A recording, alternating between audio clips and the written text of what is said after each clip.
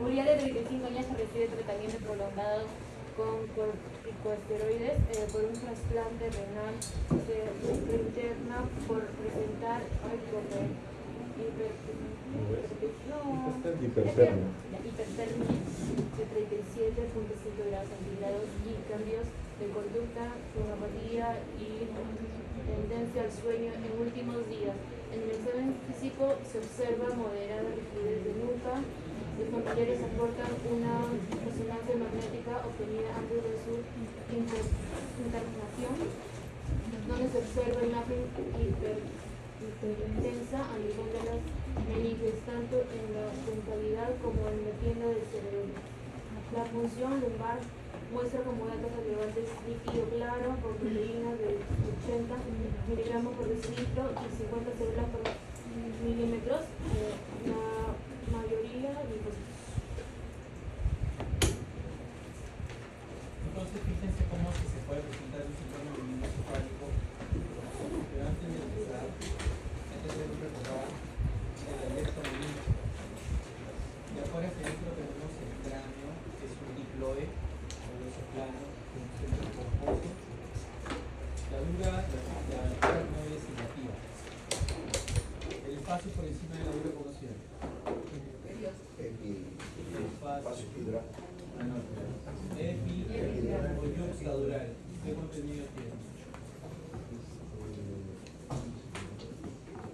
¿Qué contenido tiene? ¿Qué animal tiene líquidos suprarraquídeos? Porque el humano no tiene líquidos suprarraquídeos. Si tiene líquidos suprarraquídeos será una normalidad, una fístula. ¿Sí? ¿Qué contenido tiene el espacio epidural? La arteria meninge media. La arteria meninge media. El cráneo, por la parte externa, ustedes van a ver la impresión de la arteria meninge como si fuera un arco. Entonces, cualquier hematoma que se produzca epidural dará un hematoma arterial. Debajo de la dura, ¿qué hay? Debajo de la dura, ¿cómo se llama el espacio? El espacio de la dura. Subdural.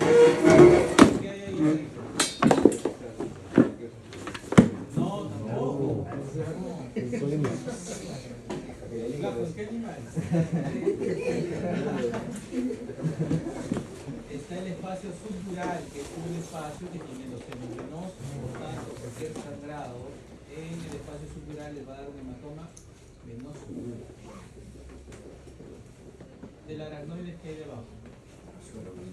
Recién es el espacio. ¿Qué tiene el espacio subaracnoide?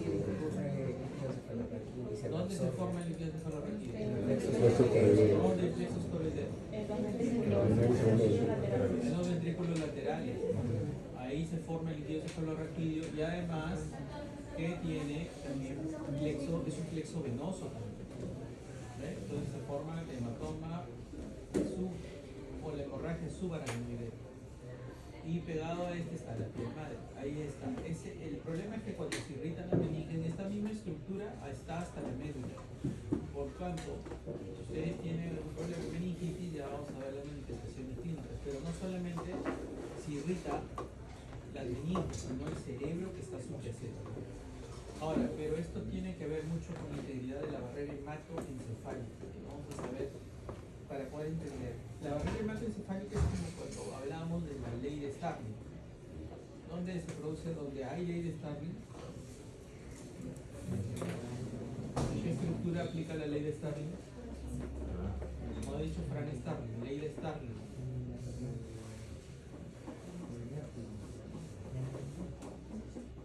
Presiones hidrostáticas y poliosmóticas. ¿Dónde?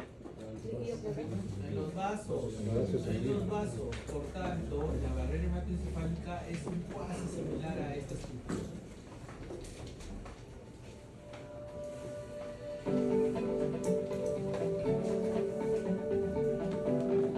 En el sistema nervioso central, el ambiente celular y molecular del tejido nervioso se encuentra muy aislado y protegido por la barrera hematoencefálica, la que evita el libre paso de moléculas desde la sangre hacia las neuronas. En realidad el intercambio ocurre, pero de manera muy selectiva.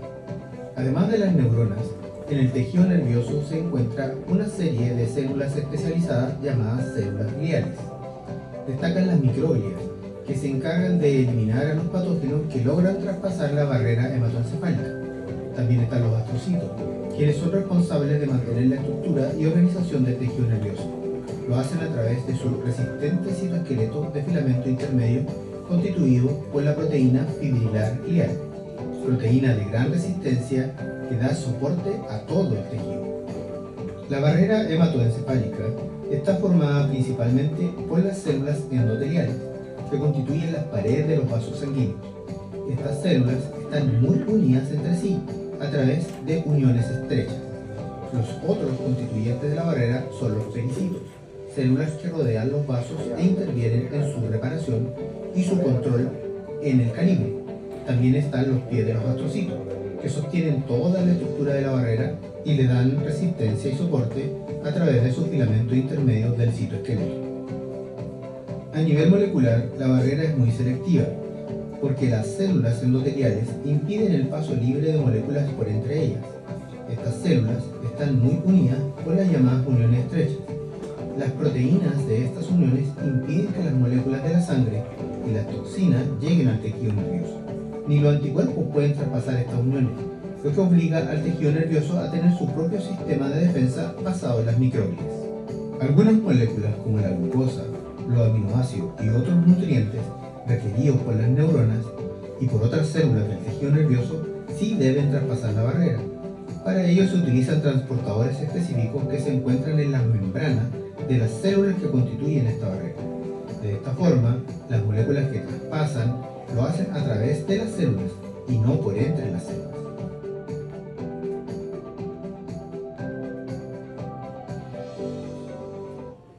Entonces, ¿a qué se refiere cuando hablamos de un síndrome meningoencefálico? Tenemos a una irritación en el leptomeninges, las que hemos mencionado, y las porciones del tejido nervioso adyacente. Entonces, ¿qué les va a dar? Si solamente se irritan las meninges, meningitis, y se irrita el encéfalo subyacente, encefalitis, y la combinación de ambas, meningoencefalitis. Pero básicamente, ¿por qué nos interesa el que ustedes apliquen estos conocimientos? ¿Por qué? Porque una meningitis les puede dar tres consecuencias importantes. Una, síndrome de hipertensión endocraniana, alteraciones del encefalorraquídeo y manifestaciones dependientes de la irritación de las estructuras del sistema nervioso o de su compresión por la presencia exudada. ¿Qué quiere decir? Esos tres elementos, al afectarse por una meningitis, le van a dar las manifestaciones clínicas del síndrome meningio o meningoencefálico. Por tanto, para poder entender esto, tenemos que recapitular la ley de Monro-Kelly. ¿La han leído? Ley de Monro-Kelly. Y la tienen en sus clases, ¿no? Ya la clase en su vida. La próxima semana es la última clase, ¿no?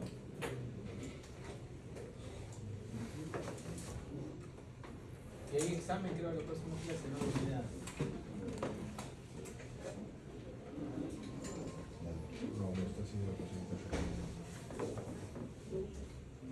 A ver. Ley.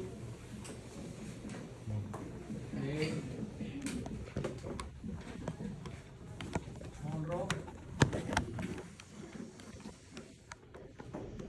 ¿Esto qué quiere decir? Imagínense que el cráneo es un rectángulo, un cuadrado, con la cabeza del mundo. ¿Qué tiene el cráneo?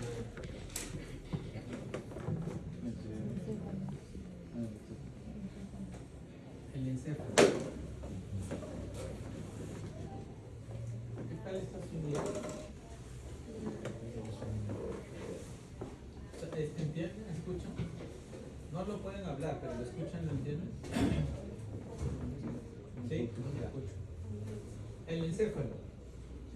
Y tiene dos, esto, aquí, ¿quién está? Cerebro,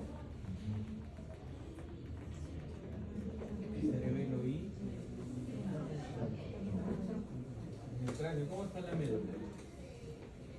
Y acá, esto es más o menos, vamos a suponer que esto es el 80%.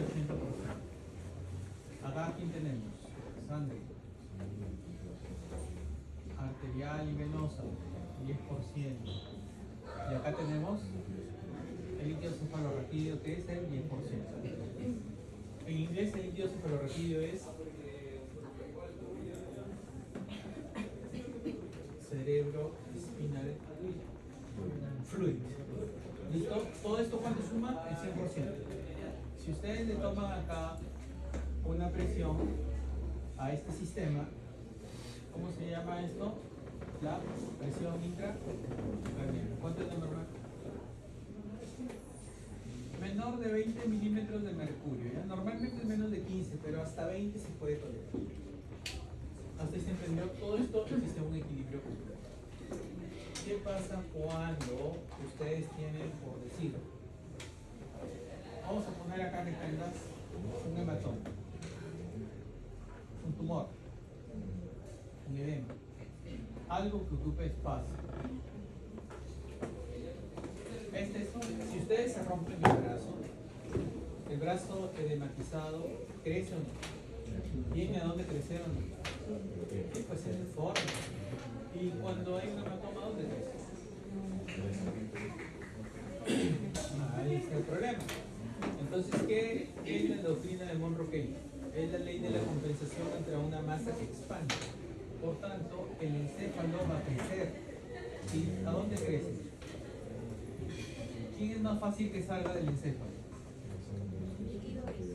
Todo lo que es líquido. Entonces es como si le abrieran un caño acá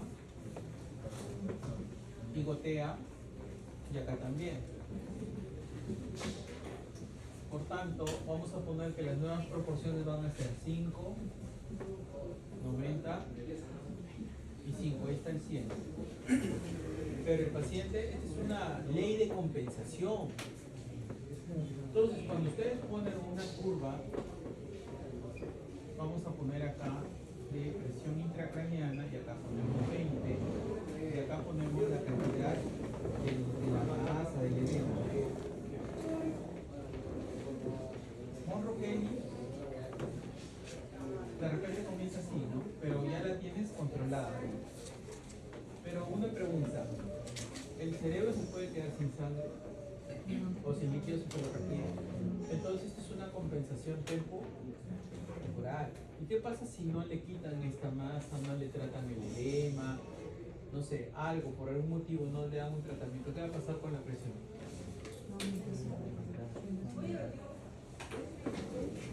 ¿Y a esto cómo se llama? Hipertensión endocrinal. Entonces, ¿qué quiere decir? Como todo mecanismo en el organismo de homeostasis o de equilibrio, este Monroe-Keynes es temporal, ¿sí o no?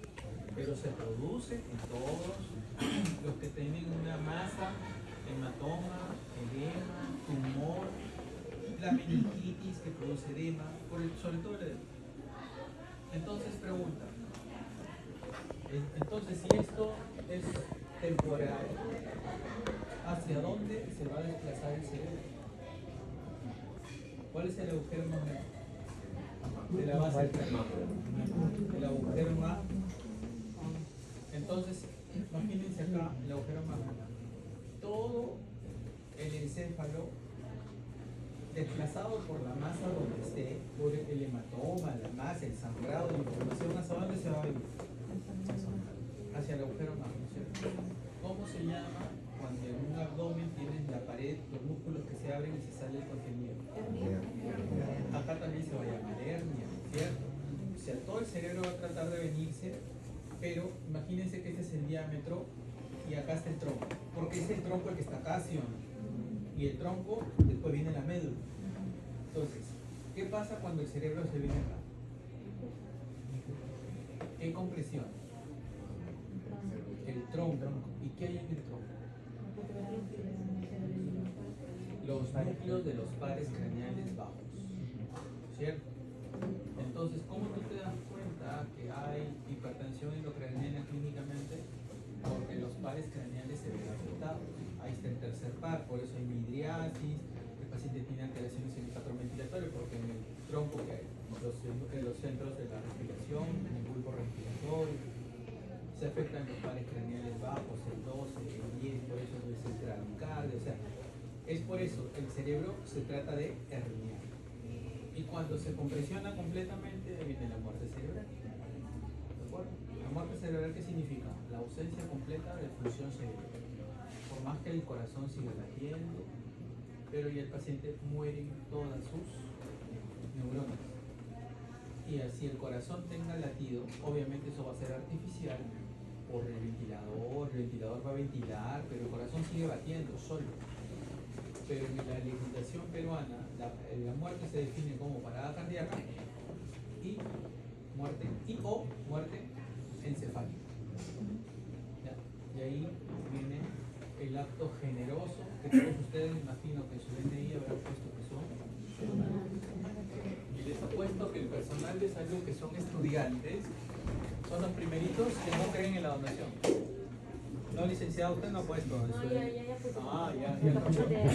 Hasta no ver un punto menos. No, porque el personal de salud es el que, o sea, hablan y cuando les ponen, marca para donación, no. ¿Para qué se van a llevar sus órganos a la muerte? Los van a comer de gusanos, se le pueden dar la vida a otra persona. ¿Todos tienen su DNI de donación? ¿Quién ha puesto que no? No, a la franca, porque esto tampoco es una recomendación.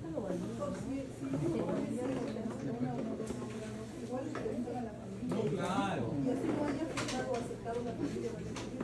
Sí, al final la familia decide, ¿no? Pero es que por eso tienen que crear conciencia. Porque si ustedes no parten, ya pues ya ponen una primera barrera. Pero si ponen sí, por lo menos la familia puede, finalmente son los que toman la decisión.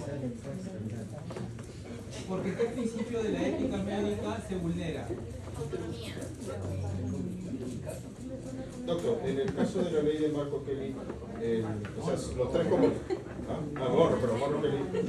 los tres componentes, o sea, cuando hay una alteración en cualquiera de los tres componentes, los otros disminuyen. O sea, si hay un aumento de uno, los otros disminuyen, No, o solamente se necesita. Solamente lo que pasa es que, por ejemplo, puedes tener un aumento uno puede tener una hidrocefalia y lo que aumenta es el líquido cefalorraquídeo.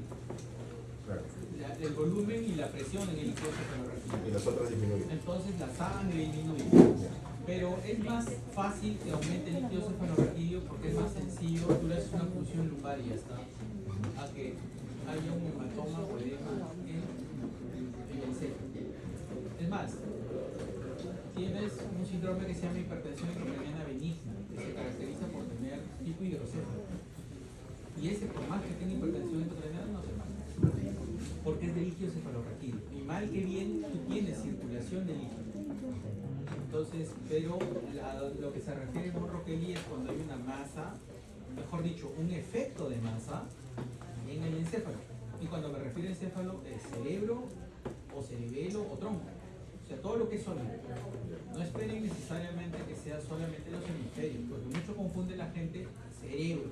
Cerebro son los hemisferios. ¿De acuerdo? Entonces, ese es el riesgo. ¿Y cuál es la causa de la meningoencefalitis o meningitis o encefalitis? Hay inflamatorias y no inflamatorias. Las inflamatorias básicamente son las bacteriales, virales, micóticas, parasitarias. O sea, cualquier germen puede complicar a los pacientes.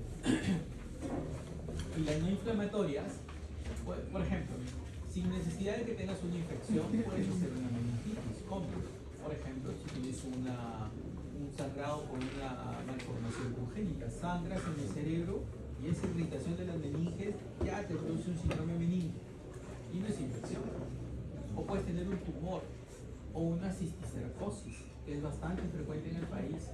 El cisticerco de por sí, con el proceso inflamatorio que tiene en la zona localizada, puede irritar las meninges y no es una necesariamente, bueno, en el caso del cisticerco sería una infección, pero básicamente a lo que quiero llevar es que un tumor también les puede dar una reacción meningia y no necesariamente un síndrome de hipertensión endocraniana. Existe el término meningitis, no es una meningitis, sino que son manifestaciones o signos como si fuera una meningitis, pero sin inflamación. ¿Y esto a qué se debe? Reacción de medicamentos. Cuando sobre todo estos son inyectados por vía intratecal. ¿Qué es intratecal? Intravenoso sabemos, subdérmico, intradérmico, subcutáneo, intramuscular. ¿Y cuál es la vía intratecal? Cuando se inyecta a través de una función lumbar. Tú inyectas en el espacio subaracnoideo.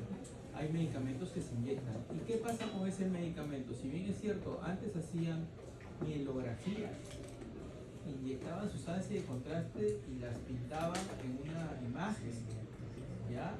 Es raro ver eso, o mielotomografías, pero ese contraste que te inyectaban te hacía una reacción química que te daba tipo una irritación meningia. No era una meningitis como tal, pero tenías toda la clínica de una rigidez de nuca y todo lo demás, y a eso como le llamaron meningismo.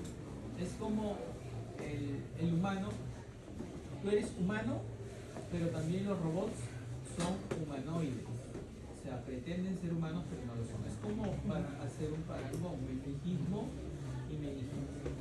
Pero la meningitis como tal, si bien es cierto, no es por patrimonio de este curso de fisiopatología, pero acá hay un video que está medio lagueado o bugueado, como lo llaman ustedes, pero se entiende las fases de un proceso fisiopatológico de esta naturaleza. Ahora, después vamos a hablar de por qué meningitis clínica y por qué encefalitis, la clínica de cada uno. Fisiopatología de la meningitis. El trastorno consiste esencialmente en inflamación de la vía madre, aracnoides y músculos cerebroactivos que la rodean a lo largo de todo el neuroeje, incluyendo los ventrículos cerebrales. La meningitis de etiología bacteriana constituye el mejor ejemplo para describir esta patología. La mayoría de los casos de meningitis bacteriana siguen el siguiente proceso, el cual es infección de la vía aérea superior, que a su vez nos va a conducir a que las bacterias penetren en el epitelio nasofaríngeo y nos conduzcan a una bacteremia.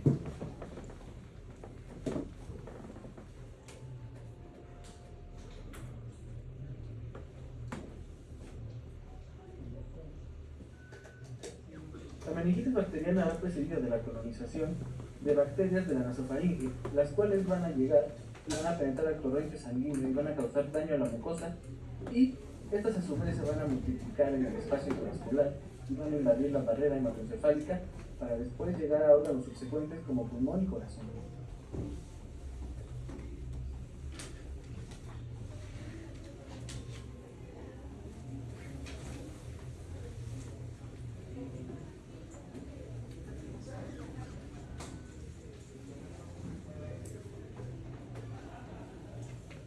La respuesta inflamatoria dentro del espacio subaracnoideo se debe a la insuficiente capacidad de absorción y de fagocitosis del líquido cefalorraquídeo. Esto provoca que los organismos se multipliquen rápidamente, liberando endotoxinas o componentes de la pared bacteriana capaces de generar un estímulo preinflamatorio en las células de la glía y el endotelio.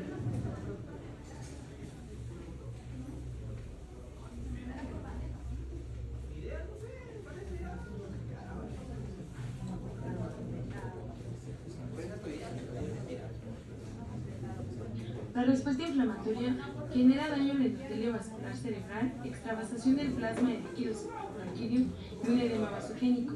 El edema vasogénico se debe a que las interleucinas y las citoquinas liberadas contribuyen a la destrucción de la barrera hematoencefálica, alterando la permeabilidad y generando edema vasogénico que se suma al edema citotóxico, generado por los radicales libres, proteasas y sustancias tóxicas locales. El proceso puede extenderse hacia el parénquima cerebral, generando un cuadro de meningoencefalitis.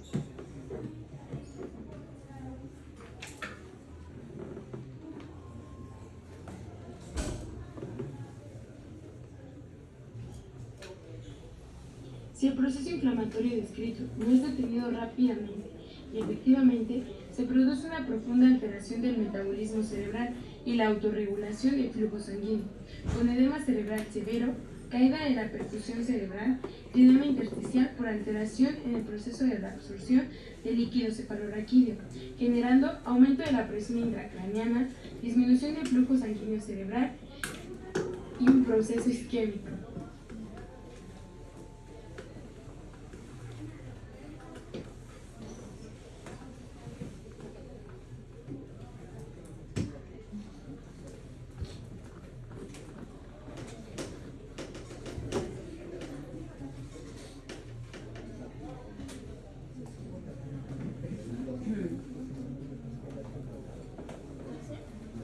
Entonces, cuando hay un tema de meningitis, fíjense que las manifestaciones clínicas, no existe meningitis, solo meningitis como tal sin cefalea. Definitivamente tiene que haber dolor de cabeza. Habitualmente puede ser leve y persistente, aunque habitualmente es muy intensa y el paciente a veces puede llegar hasta gritar. Se llama el grito hidrocefálico o meningitis. Puede ser de manera fronto-occipital u holocraneal. ¿Qué es holocraneal? Todo, ¿no? O sea, duele todo. Pueden tener fotofobia, tipo migránica, o algoacusia. Algoacusia es el dolor de algún ruido, que no necesariamente puede ser desagradable, sino que el paciente lo interpreta o lo siente o lo percibe como un sonido desagradable que incrementa la cefalea. Pero hay un tema que es muy significativo en el contexto de la contractura muscular. Es tan intensa la contractura muscular que estos pacientes tienen que la contracción, a ver, cuando ustedes han tenido alguna contractura severa, ¿no les molesta bastante rato cuando solamente uno que tiene un calambre y queda contracturado? Imagínense eso multiplicado en varias fibras musculares, porque como hay meninges en toda la columna, en toda la médula espinal, esas raíces tienen que ver mucho con la parte de la irritación de los músculos paravertebrales. Por tanto, las características del paciente con meningitis se manifiesta por rigidez de nuca. ¿De acuerdo? Entonces, puede ponerse en evidencia pidiendo al paciente que se toque el pecho con el mentón. Entonces, normalmente cuando ustedes lleven el mentón al pecho, ustedes pueden bajar. El paciente que tiene rigidez de nuca no lo puede hacer, pero no se confundan con los adultos mayores, que ellos tienen básicamente un problema de rigidez senil. Es muy diferente a la rigidez de nuca. La rigidez de nuca, tú puedes levantar al paciente en tabla tranquilamente como una sola pieza, pero tú te das cuenta de la contractura muscular. O sea, es evidente la hipertonía. En cambio, el paciente que tiene un problema realmente de anquilosis o problema de osteoartritis por la edad, en ellos sí puedes moverlo, pero con cierta dificultad. Hay que saber distinguir. Aquí el dolor es lo que manda. Cuando el paciente a veces, tú quieres, le dices y le das la orden, lleves el mentón al pecho, y el paciente, con la finalidad de obedecer la orden, abre la boca, y al aperturar la boca baja su mentón y lo lleva al pecho, eso se llama el signo de Lewis. Estos pacientes muchas veces tampoco pueden doblar el tronco, o les es muy difícil hacerlo. ¿De acuerdo? Entonces, ¿qué es lo que pasa con estos pacientes? Es como cuando ustedes se sientan en un pasto y no se sentan en el pasto y ponen sus manos para atrás. Esa es la posición de trípode, porque a veces es tan difícil que ellos se puedan mantener erguidos por justamente esa contractura muscular. También la contractura muscular, como calma muchas veces, porque es dolorosísima. Esa contractura es intensa, pero no solamente por la contractura de los músculos, sino por la irritación de las meninges. Eso les da la posición del paciente en posición de gatillo de fusil. ¿Cómo es la posición de gatillo de fusil? Es como cuando ustedes de cucharita, claro, no sabía esa de cucharita. O cuando ahora que tienen frío, ¿no? La posición fetal, que todos se ponen hacia la flexión. ¿Y para qué? Porque con eso alivia las características. Pero cuando el paciente es tanta la contracción, puede adoptar una postura completamente completamente cuando se contraen todos los músculos y cómo se llama esa posición donde el paciente se arquea con la cabeza para atrás. Posición. ¿Cómo se llama la posición? Opistótonos. Opistótonos es la posición hacia atrás. Entonces, la irritación meningia, fíjense ustedes, son las más importantes, ¿no? Porque habitualmente sucede en los músculos flexores. Por tanto, clásicamente, a los signos meningios, aparte de la rigidez de nuca, que ya de por sí es imposible llevar el mentón al pecho, hay dos signos que son el Brudzinski y el Kernig. A veces uno se confunde, ¿cuál es Brudzinski? ¿Cuál es Kernig? Si ustedes miran al paciente de arriba hacia abajo, ¿quién está primero? La cabeza. ¿Qué letra empieza con...? ¿Qué letra va primero en el alfabeto? La B. Brudzinski es en la cabeza y Kernig es en las piernas, para que no se olviden. Brudzinski, Kernig. ¿Qué es el Brudzinski? Al paciente que está en decúbito dorsal, le flexionas activamente la cabeza, el cuello, lo llevas al mentón. ¿Qué es lo que va a pasar con el paciente? Es tanta la irritación meningia que el paciente dobla sus rodillas. Entonces, normalmente cuando tú haces esa maniobra, un paciente no tendría por qué doblar las rodillas. En cambio, cuando es positivo para irritación meningia, se llama presencia de Brudzinski. Recuerden cómo se escribe Brudzinski, ¿de acuerdo? No es con Y, ni tampoco es como si fuera el Babinski, siempre es con I. Brudzinski fue un médico pediatra, neurólogo, anatomista, francés. Fíjense, Brudzinski. ¿Y cuál es el Kernig?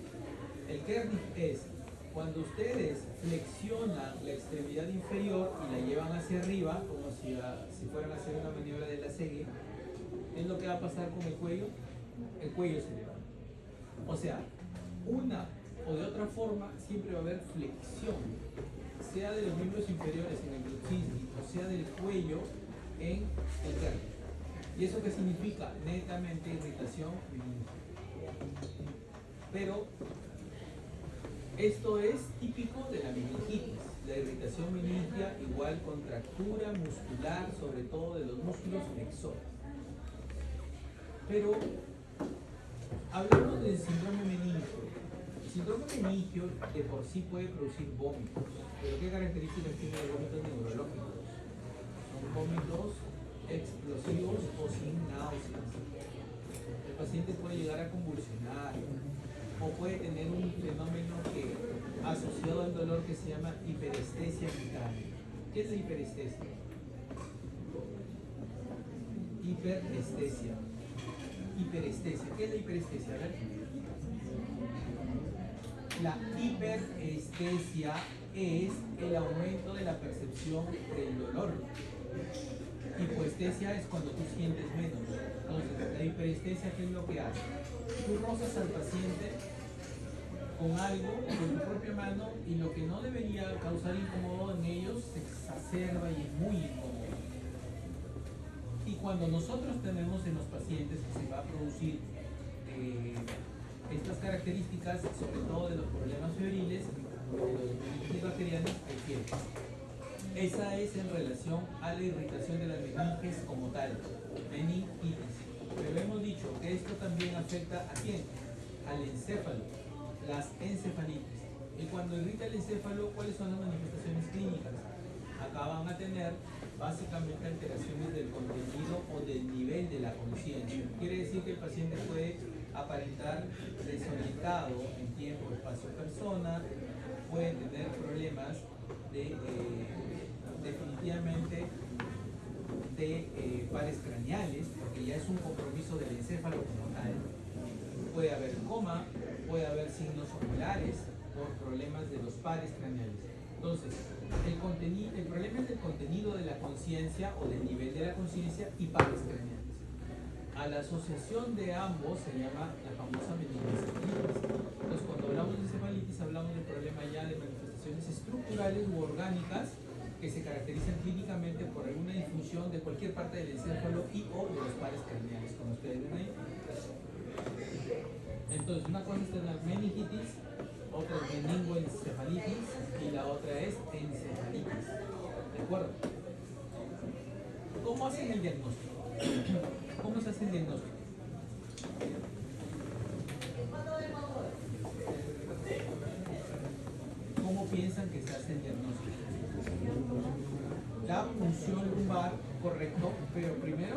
cuadro clínico, pues, muchachos. Porque ¿qué pasa si yo te digo que este paciente tiene un tumor? ¿Le puedes hacer una punción lumbar? Está contraindicado, por tanto el diagnóstico lo puedes corroborar con el líquido cefalorraquídeo siempre y cuando tenga las condiciones y en su defecto ese cuadro clínico.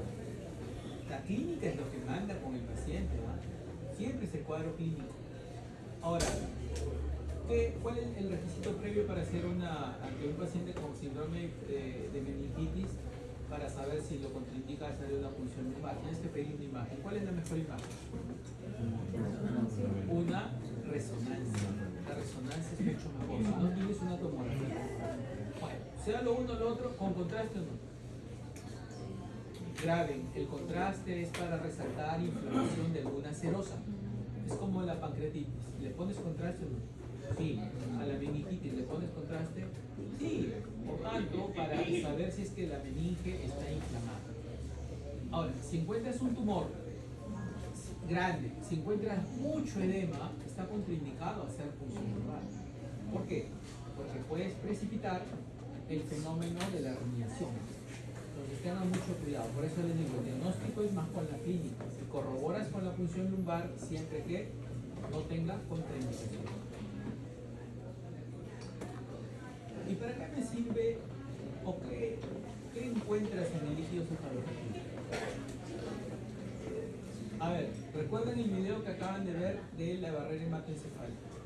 En la barrera hematoencefálica, ¿qué vas a encontrar? Si tienes, imagínense la ley de Starling.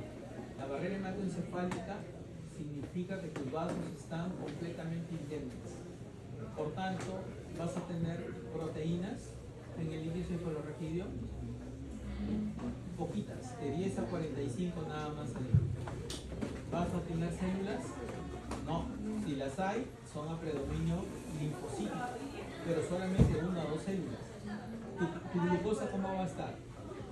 La glucosa va a estar 2/3 de la glucosa normal, de la glucosa sérica, perdón, la glucosa sérica. Entonces, negativo para proteínas, y ustedes saben que cualquier estructura en la cual el paciente, cualquier estructura en la cual haya una alteración en la permeabilidad, ¿se acuerdan del síndrome nefrótico? Que es el síndrome pierde proteínas. Acá sucede similar. Por el proceso inflamatorio, ¿de acuerdo? ¿Qué es lo que va a pasar? La barrera hematoencefálica se permeabiliza. ¿Y se permeabiliza para qué? Para las proteínas. Entonces, la primera característica es, ¿cómo se llama la presencia de proteínas en el líquido cefalorraquídeo?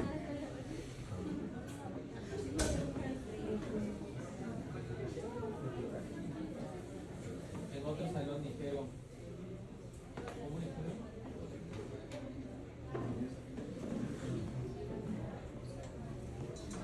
Dijeron proctorraquia. Ya les digo, o sea que se les sale el líquido cefalorraquídeo por el recto. Entonces les decía a ustedes, entonces, como su cerebro termina en el tracto digestivo, si se estriñen tienen cefalea.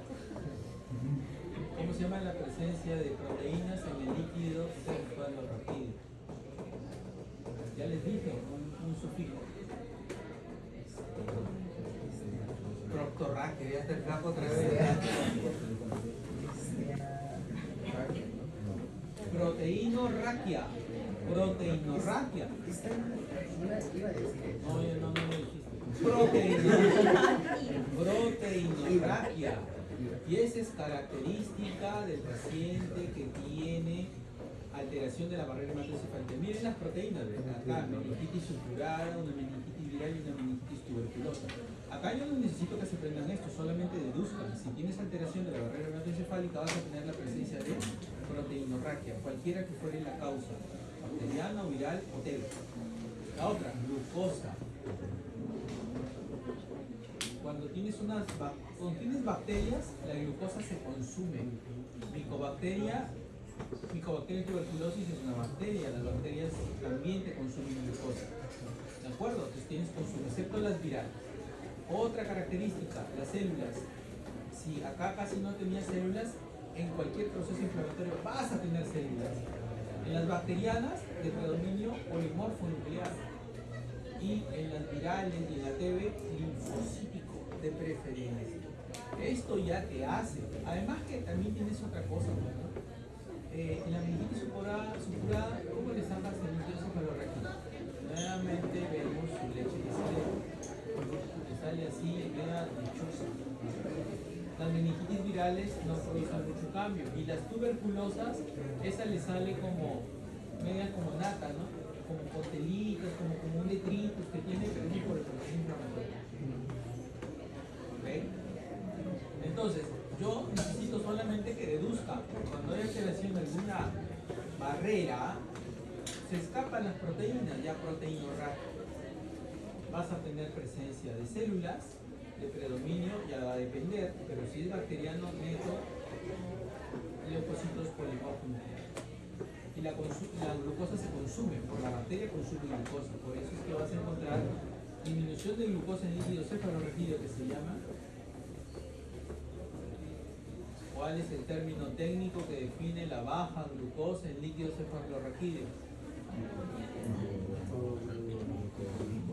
Hipoglucorraquia, ¿ya ven? Simplemente construya y ya está. Técnicamente aumente su vocablo. Hipoglucorraquia. ¿De acuerdo? Entonces, ¿cómo se llama la presencia de células en el líquido cefalorraquídeo? Ahí lo saben. Eso no lo van a saber. Hipercelulorraquia.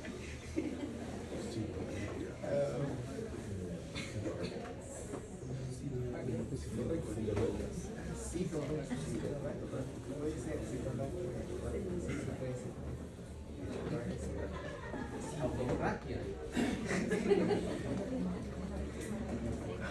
El que me la dice, un punto sobre el final.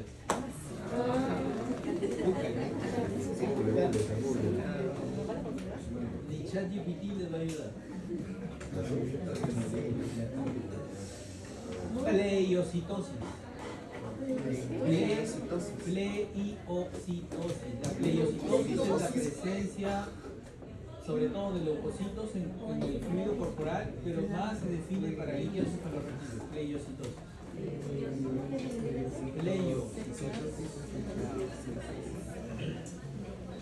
Pleiocitosis. Ya, licenciada. Células en el líquido cefalorraquídeo, Cierra su caso, pleiocitosis. licenciada. La función lumbar debe realizarse sin demora, justamente porque se trata de un paciente inmunocomprometido a raíz del tratamiento prolongado con corticoides, situación en la cual todo cuadro infeccioso es potencialmente grave al obtenerse líquidos. Claro, se debe pensar sobre todo en meningitis por tuberculosis o por criptococcus, cuyos cuadros clínicos suelen ser, como en este caso, los de una meningitis de evaluación subaguda instantánea en el curso de días. No debe omitirse la admisión de función que resultó positiva y como diagnóstico de meningitis por criptococcus. El criptococcus en la farmacia es un hongo. Cuando tú tienes una criptococosis, en realidad es porque tienes un paciente bien inmunosuprimido. Pero quiero que se fijen, este paciente, ¿qué es lo que tiene? Un síndrome meningio, un síndrome encefálico o una meningoencefalopatía, clínicamente. El diagnóstico es clínico.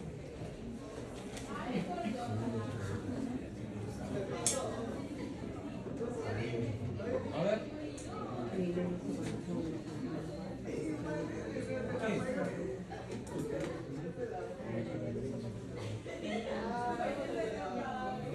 Es una meningoencefalitis porque tiene muchos cambios de conducta, apatía, tendencia al sueño, es trastorno de la conciencia, aparte de la residencia nuca, meningoencefalitis.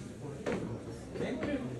Y otra cosa, la función lumbar, proteínas elevadas, ¿cómo se llama?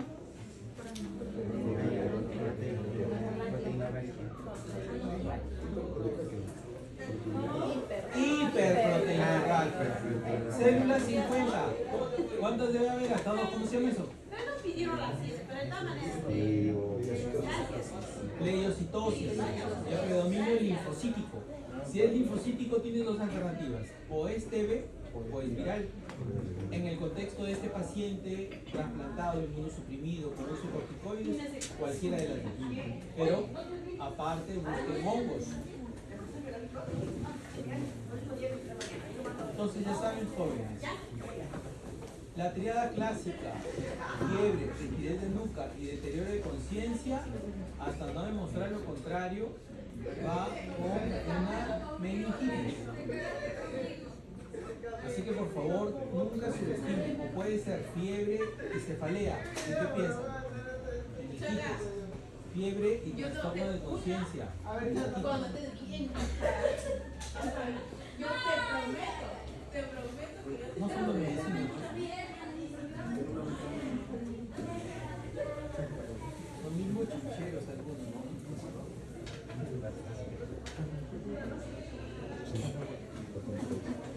¿Se entendió?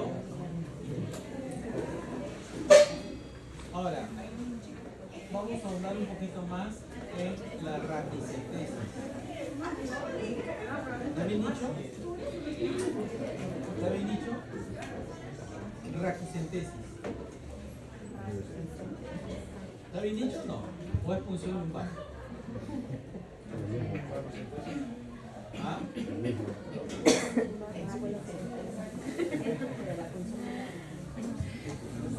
Es como si te dicen enfermera y licenciado de enfermería. Punción lumbar o raquicentesis es lo mismo. Raqui tiene que ver con la parte de la médula espinal. Raqui. Y centesis es la extracción de un líquido. Por tanto, es un procedimiento que se realiza para retirar líquidos cefalorraquídeos. ¿Cuál es la posición para donde el paciente en la técnica? Es el decúbito lateral, en posición de gatillo, ¿ve?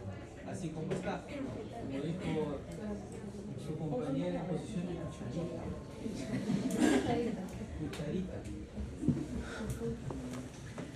Entonces, ¿y para qué se ponen en esa posición al paciente? Lo ideal sería el paciente, así como cuando te dan anestesia, sentado y pega tu mentón al pecho. ¿Para qué se hace esa maniobra? Para exponer los espacios intervertebrales. Y se hace más o menos entre las crestas ilíacas posterior-superiores, más o menos puede ser L3, L4, L5. Tienes esos espacios. ¿Y qué es lo que se hace? ¿Para qué haces una raquicentesis? ¿Cuál es la utilidad? Uno, estudiar el líquido, pero también sepan que pueden básicamente administrar antibióticos, administrar quimioterápicos, administrar anestésicos, administrar baclofeno, que son medicamentos. ¿Cómo se llama esa ruta? Intratecal. ¿De acuerdo? Entonces la punción lumbar no solo es para que ustedes puedan sacar el líquido y estudiarlo, sino también para administrarlo. Vamos a escuchar un video, ¿ya? Es un líquido de aspecto claro e incoloro, como lo vemos aquí. Parece que yo hubiera tomado este tubo de ensayo y hubiera puesto agua pura, así de claro e incoloro es. Tiene un volumen de 150 mililitros total, una velocidad de producción de 0.5 mililitros por minuto, lo que quiere decir que en 5 horas ya se recambia todo esto. Una presión de 60 a 150 mililitros de agua, esto es muy importante, que la presión se ve aumentada fisiológicamente cuando hay un aumento de la presión abdominal, o sea, cuando hay tos, esfuerzo físico, estornudos, y que puede disminuir si sacamos el líquido cefalorraquídeo muy rápido. Este rango es muy importante porque el encéfalo funciona adecuadamente con esta presión. Tenemos también la proteinorraquia, es decir, las proteínas en líquido cefalorraquídeo, que normalmente son de 15 a 45 y son a expensas de la albúmina. Pero cuando hay una infección, un proceso infeccioso en el sistema nervioso central, aumentan las proteínas a expensas de las inmunoglobulinas, que también son proteínas, porque entrarían células del sistema inmune a atacar a la amenaza, liberan estas proteínas y estas estarían aumentadas. También tenemos la glucorraquia o la glucosa en líquido cefalorraquídeo, que normalmente corresponde a 2/3 de la glucemia. O sea, si nosotros tenemos una glucemia de 75, ahí tendríamos una glucorraquia de 50, si fuera más alta tendríamos hasta 85. Y recordemos que en una infección entran células del sistema inmune que consumen esa glucosa, también el propio agente infeccioso puede consumir esa glucosa, entonces ahí se alteraría esta razón de 2/3 y habría una disminución de la glucosa. Tiene un cloro de 120, 130 y unas células, esto es muy importante recordar, que son muy poquitas justamente porque los plexos coroides no dejan pasar células, de 0 a 3 y que son por milímetro cúbico y que principalmente son linfocitos, o sea monomorfonucleares. Tendríamos que preocuparnos o asumir como anormal si el predominio fuera de polimorfonucleares, o sea, digamos de neutrófilos. Ahora sí, para hablar de la punción lumbar, recordemos que, bueno, acceder al espacio subaracnoideo es algo anatómicamente muy complejo, muy difícil, y como no vamos a atravesar el cráneo ni tampoco la médula alta, lo que se debe hacer es acceder hacia la región lumbar. ¿Por qué? Porque en este punto recordemos que la médula espinal solamente llega hasta el nivel de la vértebra L1, así que de ahí para abajo podemos pinchar y solo estaría la caudequina con abundante líquido cefalorraquídeo para poder extraer justo de ahí. La técnica consiste en atravesar una aguja que pase entre las apófisis espinosas de las vértebras lumbares, cosa que no tenga que atravesar ninguna estructura tan dura como el hueso, y acceda al espacio subaracnoideo. Usualmente se hace entre L3 y L4 o entre L4 y L5, eso ya depende cómo se decida cuál sería la mejor técnica, para poder ingresar la punta de la aguja aquí y obtener la muestra que necesitamos. Entonces las estructuras que se atraviesan con la aguja para llegar a este espacio son, primero que todo, la piel y la fascia superficial. Después tenemos el ligamento supraespinoso. Recordar esto es muy importante, esto se toma siempre. El ligamento supraespinoso es un ligamento que pasa por la línea media por la parte posterior de cada apófisis espinosa lumbar. Esto es importante porque como la aguja va a pasar por la línea media, siempre se va a atravesar este ligamento primero. Luego el ligamento interespinoso, que es el que está entre cada apófisis espinosa. Luego el ligamento amarillo, que ya sería el que nos da la puerta de entrada hacia el canal vertebral. Y ya en este tenemos importantísimo recordar que se pasa por el tejido conectivo del plexo venoso. Esto es muy importante porque si la aguja llega solamente hasta aquí, podría solamente botar muestras de sangre porque pinchó el plexo venoso. Nosotros pensaríamos que se trata de una hemorragia subaracnoidea, pero en realidad no. En realidad lo que pasa es que la aguja se quedó hasta ahí. Entonces es muy importante que la aguja atraviese la dura madre, que está, como su nombre bien lo dice, es durísima. O sea, se atraviesa e inmediatamente se atraviesa la que está atrás, que es la aracnoides. Adelante. Y una vez atravesada la aracnoides ya llegamos al espacio subaracnoideo, donde ya, situada ahí la punta de la aguja, ya podemos obtener nuestra muestra. En cuanto a la técnica, debemos recordar que tiene que ser el paciente en una posición encorvada, ya sea sentado como lo vemos aquí, o en decúbito lateral derecho. O sea, las dos da lo mismo siempre y cuando la espalda esté así. O sea, el cuerpo esté flexionado sobre sí mismo. ¿Por qué? Porque esto facilita la separación entre las apófisis espinosas.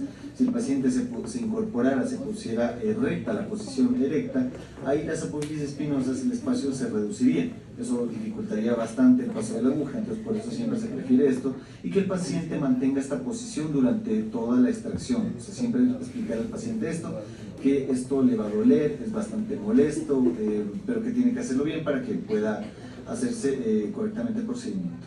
Ahora, la aguja que se utiliza es una aguja, pongámosle entre comillas, como que doble. Tiene una aguja por fuera y una aguja por dentro, o sea, una aguja que va dentro de esta. ¿Por qué?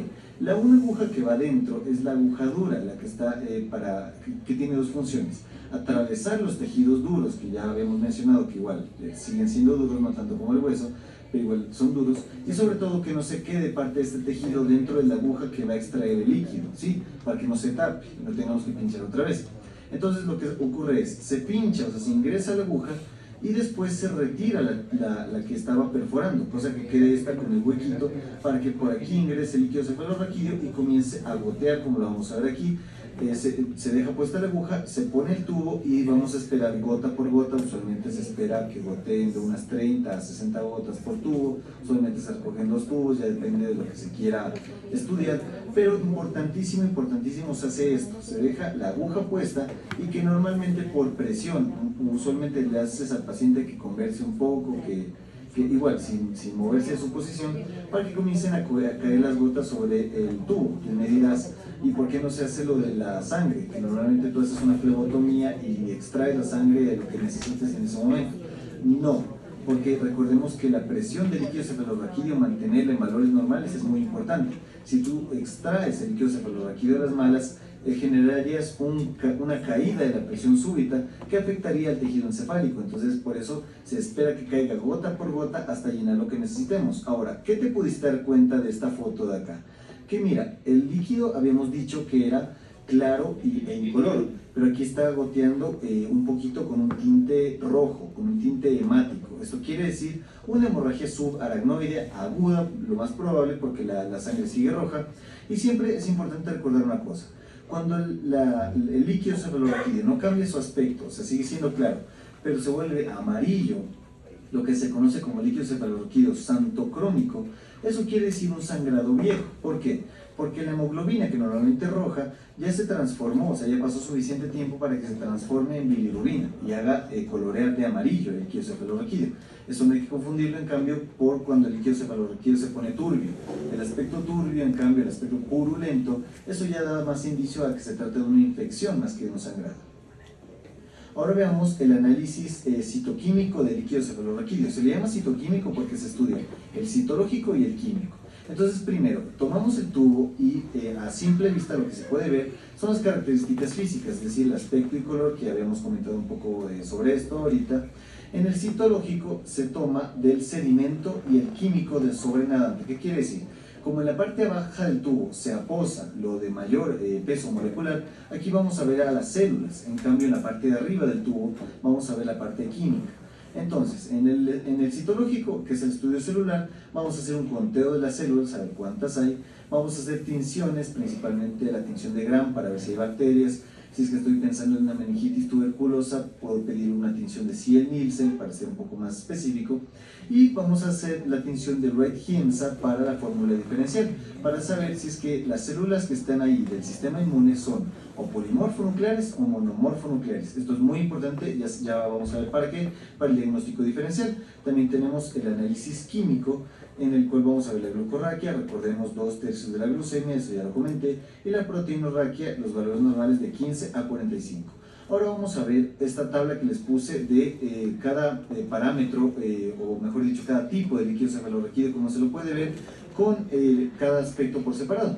Entonces, lo que tenemos primero es un patrón normal. El patrón normal, ya habíamos aclarado todo esto, tal vez mencionar que la fórmula diferencial, a lo que me refiero es que predominan más los monomorfonucleares, es decir, linfocitos, monocitos, y esto de aquí es la relación de la glucosa del plasma, o sea, la glucemia, sobre la glucorraquia, es decir, la glucosa del líquido cefalorraquídeo, que es de 2/3, o sea, 0.6 transformado a decimales. En un patrón bacteriano, en una infección por bacterias, lo que vamos a encontrar es una presión aumentada, un aspecto purulento, se lo veis, bastante característico del tubo, unos leucocitos altos, o sea, de 1000 a 10.000, esto es también bastante característico, una fórmula diferencial de predominio de polimorfonucleares, es decir, principalmente neutrófilos, de más del 60% de todas las células contadas. También tenemos proteínas elevadas, glucosa disminuida, ya hemos hablado por qué se disminuye la glucosa, y una relación menor a 0.3, es decir, la glucosa, pese a mantenerse normal en sangre, disminuye bastante en el líquido cefalorraquídeo igual, por lo mismo que ya habíamos dicho. En el patrón viral podemos tener que la presión puede ser normal o aumentada, ya dependiendo del grado de meningitis viral o encefalitis, o ya depende del virus. El aspecto es blanquecino, unos leucocitos elevados, pero no tantos, hasta 1000 más o menos. Una fórmula diferencial, eso sí, que tenga monomorfonucleares más del 80%, unas proteínas de 50 a 100, igual elevadas, pero con un igual limitante. Una glucosa que puede ser normal, porque igual básicamente los virus no consumen glucosa, no consumen nada, no hacen metabolismo, así que puede ser algo fresco. Entonces se conserva la relación plasma-líquido cefalorraquídeo. Y finalmente, ya para terminar, la tuberculosis, que igual es una infección bacteriana, pero que se manifiesta de una manera diferente, o sea, es diferente a las demás bacterianas, por eso la puse aquí aparte, que tiene una presión aumentada, un aspecto macroscópico reticular, es bastante característico, como en redes, se torna el líquido, unos leucocitos bajos, o sea, de 5 a 500, unos polimorfonucleares más de 50, importante recordar esto, pero esto es bastante característico, las proteínas pueden ser o ligeramente elevadas o estúpidamente elevadas. O sea, puedes encontrar valores de hasta 3000 proteínas ahí. Esto es como que típico de la tuberculosis, de la meningitis tuberculosa, de hecho, una glucosa disminuida y también una relación disminuida, pero no tan marcadamente disminuida como la demás. Entonces, miren qué importante es lo que están escuchando. Y siempre cuando saquen, hagan una punción lumbar, tienen que sacar por lo menos 4 frasquitos para todos los exámenes, incluido lo que faltaba en el video de decir es que envían para cultivo. Gérmenes comunes, hongos y la tinta china la pueden hacer también, porque la tinta china es para saber si es que hay específicamente el criptococo. Esto ya lo hemos visto. No les voy a preguntar de memoria, pero sí por lo menos saber qué se altera cuando hay qué hallazgo es normal o anormal en el líquido cefalorraquídeo cuando hay una alteración de la barrera hematoencefálica. Esto sí es importante que lo aprendan a identificar, porque ¿qué contraindica que hagas una punción lumbar? Lo que contraindica específicamente es que ustedes tengan una masa, que tengan un tumor, que tengan edema, que tengan algo que pueda hacer deterioro en el paciente en relación a que el paciente se pueda herniar, o que tengan infección en la piel, o que tengan de repente algún problema de trastorno de la coagulación que pueda hacer que el paciente sangre a la hora que se punce, o que tengan un paciente en shock. Si ustedes tienen un paciente en shock, definitivamente pues es una contraindicación para cualquier procedimiento de esta naturaleza. Tengan en cuenta que no está exenta hacer estos procedimientos, no están exentos de complicaciones. ¿Por qué? El paciente puede tener cefalea. El dolor de cabeza consecutivo a una punción lumbar se debe a que le han sacado demasiado líquido cefalorraquídeo, que como tiene una presión, que se llama presión intracraneana, donde se mide, puede definitivamente verse alterada y hacer hipotensión del líquido cefalorraquídeo. Y una de las características o cuadro clínico de una hipotensión del líquido cefalorraquídeo es la cefalea. Herniación, lo que acabamos de ver. El paciente se hernia. Si ustedes le sacan líquido y no advierten que ese líquido sea en una cantidad o tenga alguna contraindicación y lo punza, el paciente se puede herniar. El mismo factor, el fenómeno que les he dicho, cuando el tronco se aprisiona dentro de lo que es el conducto o el agujero mágico. Y la otra, punzas y de repente le das a un vaso y tienes hemorragia. Entonces esa es también una complicación. Son 3 de esas complicaciones importantes que siempre deben tener. Hasta acá, jóvenes, ¿alguna pregunta? ¿Preguntas?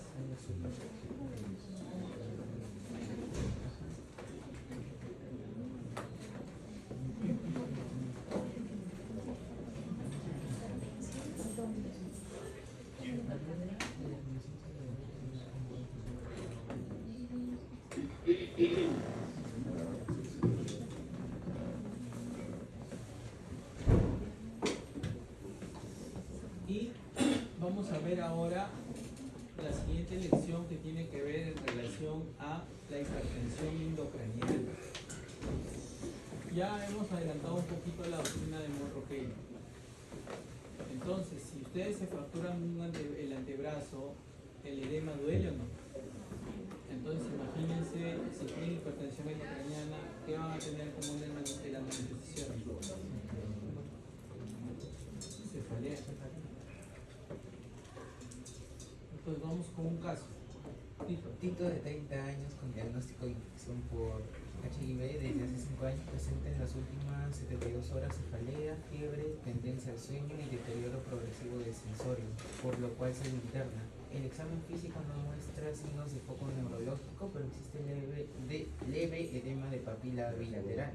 La resonancia magnética, que es la figura 1, evidencia signos compatibles con un absceso cerebral en el hemisferio derecho. Pregunta, ¿ese paciente es candidato para punción lumbar? No. ¿Por qué no es candidato? A ver, a su compañero.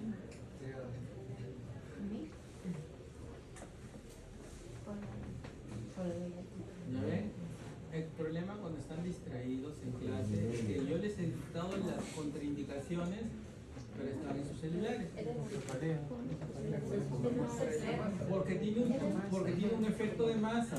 Ya les he dicho, cualquier efecto de masa, sea tumoral, edema, hemorragia, contraindica. No es por la infección por el VIH, porque si fuera solamente por la infección por VIH, más bien hay que pulsarlo. El problema es que tiene esa chancaja ahí. Ahora, lo curioso es que no tiene cuadro clínico. Solamente cefalea, fiebre y trastorno de conciencia. Si uno lo ve así, dice meningitis. Pero obligan la tomografía y la tomografía les manda eso. Entonces, ¿ustedes qué dicen? Ah, es el problema del tumor. Ahora, ¿pero por qué está con somnolencia? Es porque eso está generando. Y hay otra cosa, ¿cómo saben que este paciente tiene hipertensión intracraniana? No se confundan, yo he dicho presión intracraniana. ¿Tiene hipertensión endocraniana, sí o no? Si es sí, ¿por qué?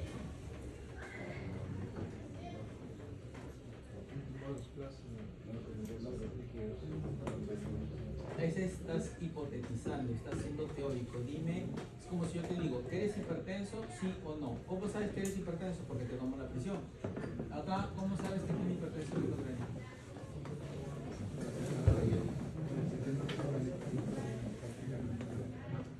¿Qué de lo que está escrito hace que tenga hipertensión endocraniana?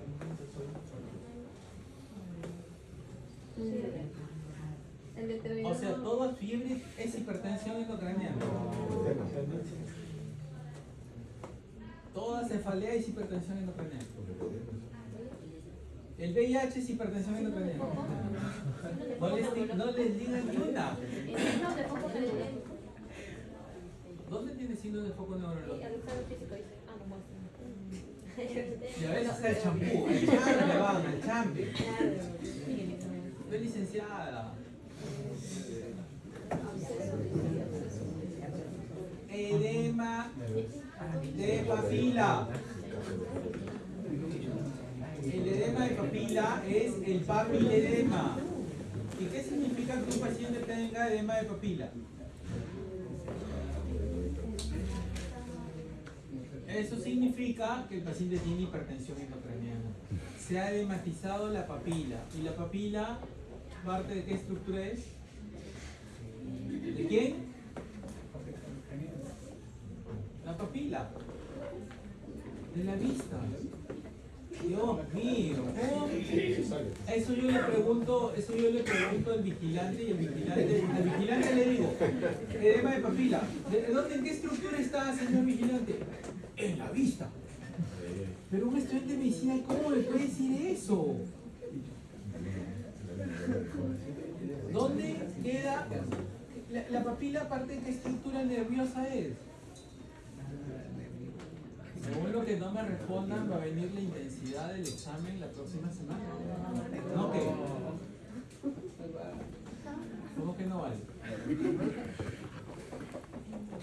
Ah, ahora pues, la papila. Tan fácil es decir el primer paso, el segundo paso, el nervio óptico. El nervio óptico termina en la retina y termina en la papila. Entonces, si se edematiza la papila, es que está comprometido el nervio óptico. ¿Y por qué se comprometería el nervio óptico? Porque ese es el que tiene el trayecto más largo. Entonces, y que se decusa y que es el que lo puedes mirar. Porque como tú te das cuenta que se inflama el trigémino, el facial, pero acá tú lo puedes mirar, ya nadie te engaña. Cuando hablen del encéfalo, no se confundan, el encéfalo es cerebro más cerebelo más tronco.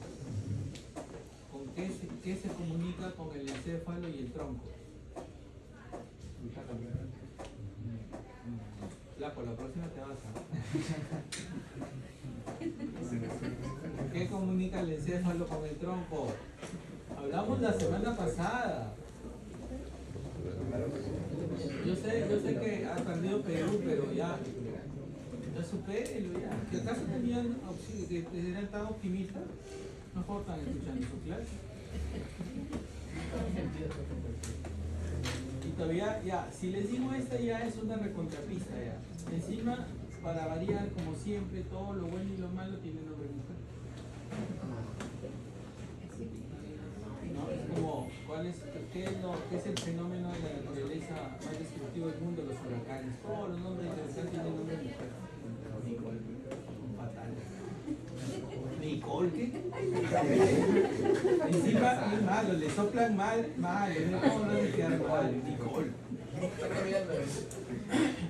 Sara. Les dije, sistema reticular, activador ascendente, sistema activador reticular ascendente, Sara. No me digan que no les he dicho porque sí les he dicho. ¿Se ha escuchado? ¿Todavía algunos dicen Sara con H al final?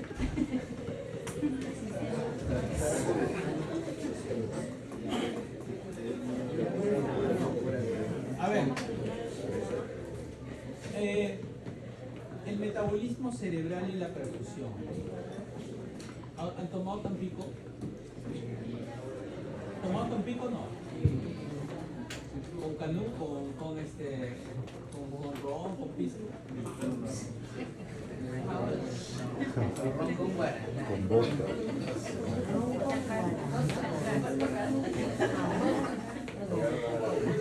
A ver, miren, vamos a hacerse la fácil, ¿ya? PPC igual a Tampico. Ahorita ves.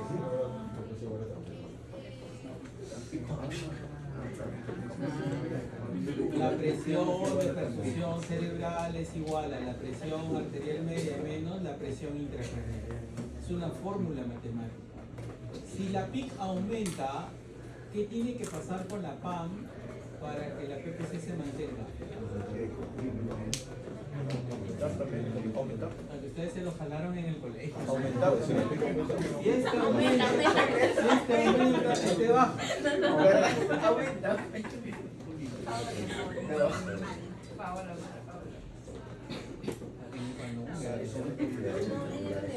Eso se llama dislexia.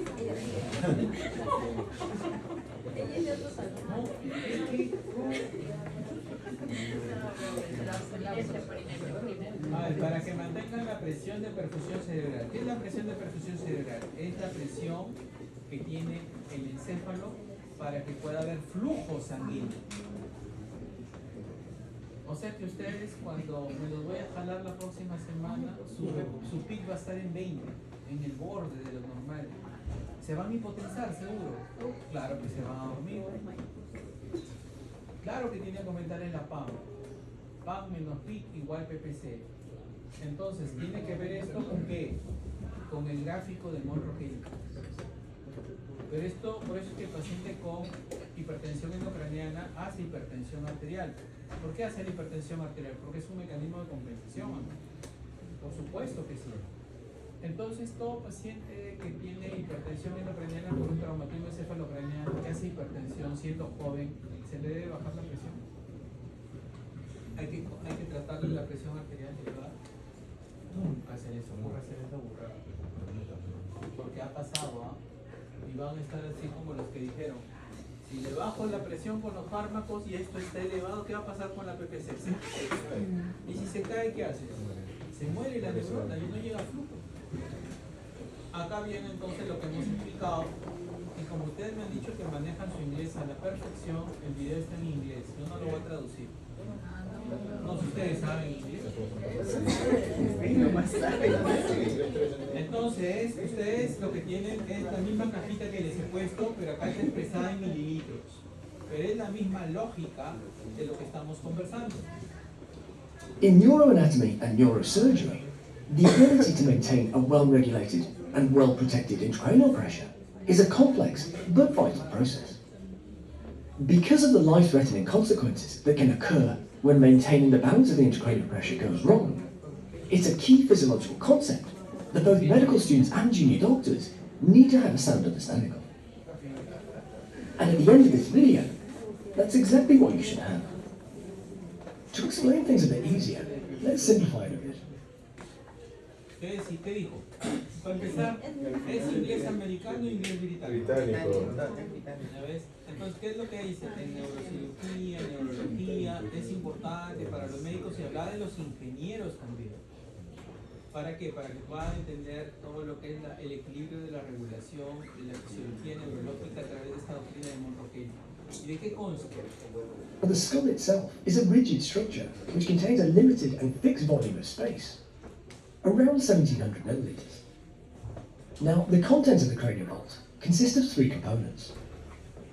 The brain, which is around 1400 milliliters.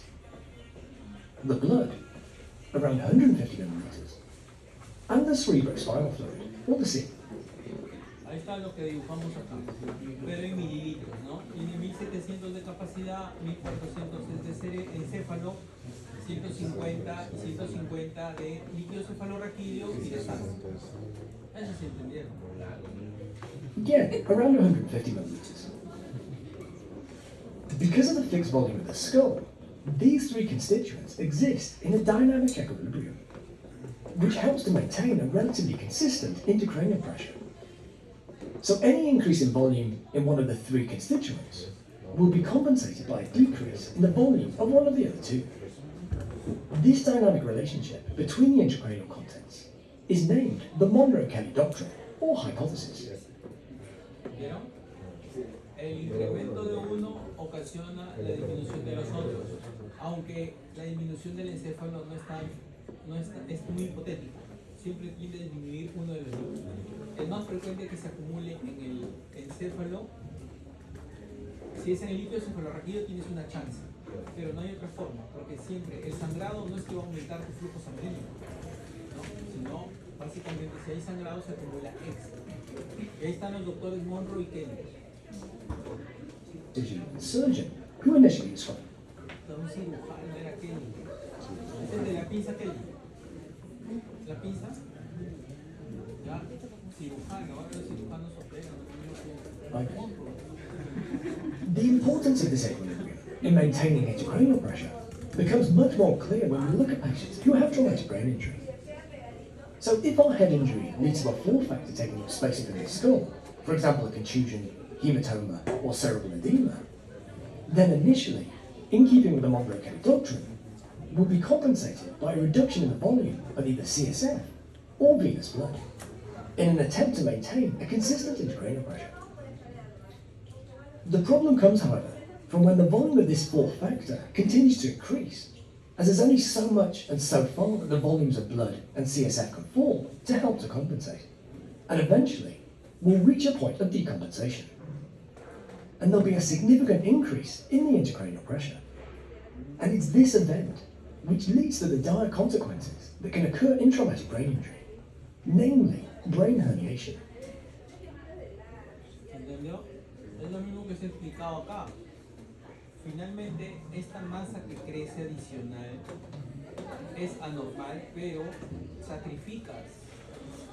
Y llega el momento en que eso te mantiene la presión por debajo de 20. ¿Para qué? Para mantener justamente la presión de perfusión cerebral. Lamentablemente esto tiene un tope. O es manejo médico o tienes que operar. Entonces, as you can recall, the cranial vault is divided into three areas by folds of the jaw, called the falx cerebri and the tentorium cerebelli.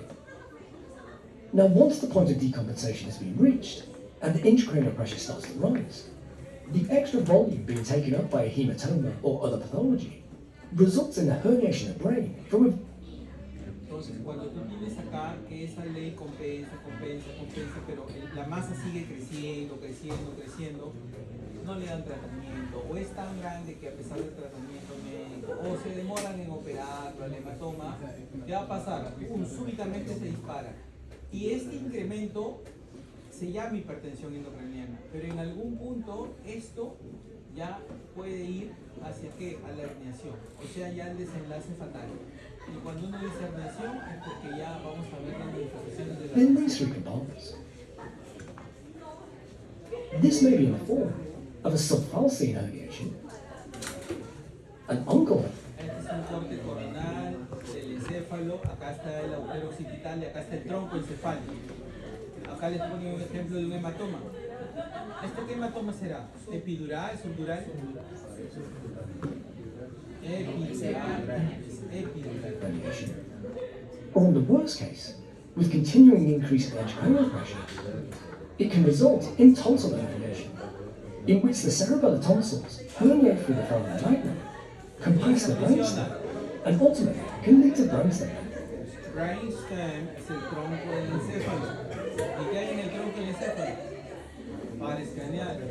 Es importante que aprendan a examinar los pares craneales porque al final, cuando hay daño, ¿dónde uno los puede ver objetivamente? Con los pares craneales. Por eso es que en neuroanatomía es importante que repasen ustedes de dónde salen los pares craneales, de abajo hacia arriba, de los tubérculos cuadrigéminos en ese encéfalo y van bajando, de dónde parten los núcleos de los pares craneales, que todos parten hacia adelante, ¿no? Ahí tienen ustedes desde el tercer par, cuarto par, sexto par, por eso es que ustedes frecuentemente uno mira la pupila, anisocoria, entonces uno se da cuenta, se está presionando el tercer par, ¿okay? Ya no puede hacer los movimientos conjugados, cuarto, sexto par, tercer par. El edema de papila, segundo par. El trigémino en realidad no tiene mayor manifestación, pero cuando son pares craneales más abajo, como el 9, el 10, el 11, el 12, bradicardia, y el paciente pierde el reflejo de la tos. Tú le mueves el tubo, le estimulas con un bajalenguas y no tiene náusea, ¿ves? O sea, todo eso, ¿cómo significa que se van perdiendo? Mientras más abajo estén, peor. Y aparte, como se compresiona también el tronco del encéfalo y el bulbo, que es parte del tronco, hay alteraciones en el patrón ventilatorio y les da una respiración de Cheyne-Stokes, o puede darles una respiración atáxica, o la hiperventilación neurogénica, o la respiración de Biot, o la respiración amniótica, cualquiera. Entonces, ¿cómo lo vamos a ver después? Por tanto, ya esto de hipertensión endocraniana es un cuadro que puede ser de instalación súbita, como que también de una instalación gradual y progresiva, pero lo más dramático es cuando tienes un efecto de masa agudo.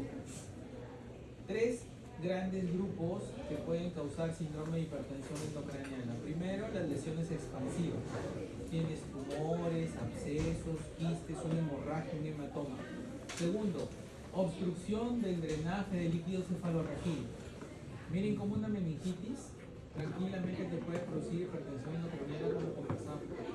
Puede producirse por algún proceso de un tumor, una hidrocefalia congénita o una fractura de cráneo que haga que se obstruya el drenaje del líquido cefalorraquídeo. ¿Cuánto líquido cefalorraquídeo se produce a diario? 150 mililitros. En 5 horas recambias todo tu líquido cefalorraquídeo. Al día se recambian 4 veces y media de líquido cefalorraquídeo. Es una dinámica continua. Enfermedad, y la otra, el grupo de las enfermedades vasculares. Por ejemplo, una meningitis y meningoencefalitis te da también un problema vascular. Puedes tener también edema cerebral, una encefalopatía hipertensiva, o puedes tener una trombosis venosa también. O sea, cualquiera de estos grupos les puede dar hipertensión endocrinal. Acá lo que conversamos, la hipertensión endocrinal benigna, caracterizada básicamente porque tienes bastante volumen de líquido cefalorraquídeo. Clínicamente pasa a tener incremento de la presión intracraniana, pero como es de líquido cefalorraquídeo, hay daños hidrocefálicos, ¿no? Que te pueden producir alguna manifestación, pero también esto suele llamarse también pseudotumor cerebral, porque se comporta como un tumor sin serlo, básicamente por las manifestaciones. ¿En quién debes sospechar? Es un diagnóstico por exclusión. No es que vas a de frente, tu primera opción va a ser hipertensión endocraniana benigna. No, primero se da en mujeres obesas que vienen con algún trastorno endocrinológico que tiene que ver básicamente con el eje córtico-adrenal, o puedes tener un problema con la prolactina, que habitualmente son pacientes que uno dice gordita, con amenorrea, con problema de repente de una hipofunción córtico-suprarrenal tipo Addison, y uno que viene con cefalea, no tiene alteración de la visión, y comienzas a pensar y pensar, le pides todo, tomografía, y no hay mayor cosa, pero se comporta como una hipertensión endocraniana, por descarte, hipertensión endocraniana benigna. es diagnóstico de descargue cortical. Entonces, aquí lo más importante, jóvenes, es la presión intracraneana que altera la presión de perfusión coronaria. Y les voy a colocar ahorita un video, fíjense ustedes. The cells of the brain depend upon a constant supply of oxygenated blood in order to function. Cerebral blood flow is the amount of blood delivered to the brain in a given time.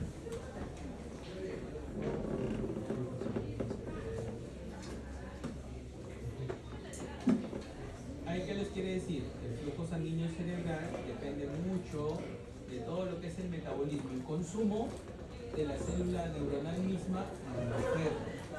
Pero hay un aspecto importante. La irrigación, ¿por quién va? Por las carótidas y el sistema vertebrovascular, en lo que se denomina el polígono de Willis. Y ese polígono de Willis es lo que le va a dar la irrigación. Y es bilateral. The pressure that keeps the blood moving through the brain is called the cerebral perfusion pressure. El flujo sanguíneo cerebral que llega e irriga todo el encéfalo y el recopo a través del sistema venoso, todo eso se llama la presión de perfusión cerebral. Entonces, la presión de perfusión cerebral es generada por un flujo de sangre, flujo que va a través del sistema del polígono de Willis y que es retornado a través de los senos venosos. ¿Hacia dónde? Hacia la yugular.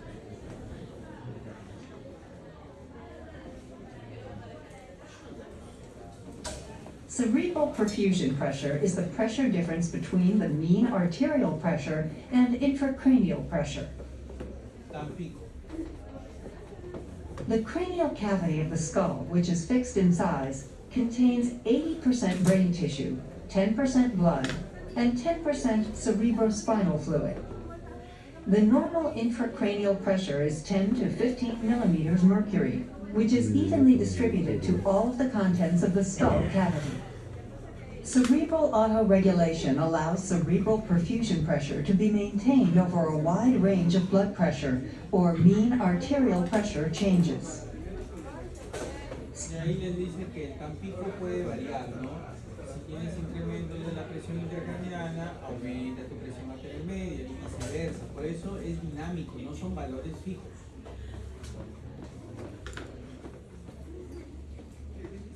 Of any of its contents will cause an increase in the intracranial pressure and compress the remaining structures. Intracranial pressure can be increased if there is mass effect, such as bleeding around or into the brain, or if swelling occurs. In addition to the brain, blood vessels get compressed and blood flow within them decreases. A ver, acá este hematoma ¿qué es? Este es un subdural, la dureza acá. Este es un subdural. Entonces acá les dice que cuando tienen un hematoma, el hematoma comprime esta parte del encéfalo. Entonces, ¿qué es lo que va a pasar? Disminuye la presión de perfusión cerebral por el incremento de la masa.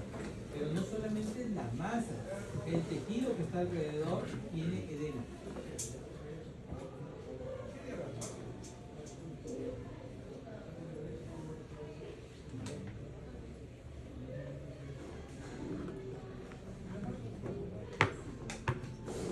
Miren el edema alrededor del vaso, cómo disminuye el calibre. Por tanto, el flujo ya no es el mismo.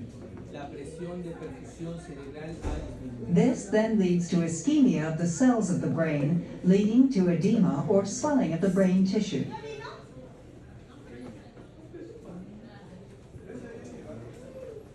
Y ahí está.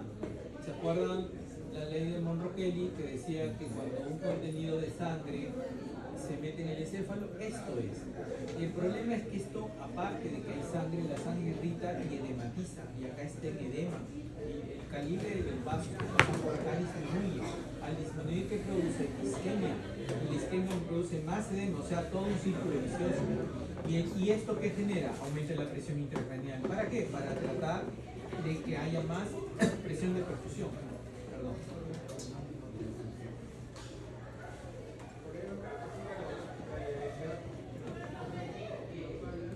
This then leads to ischemia of the cells of the brain, leading to edema or swelling of the brain tissue.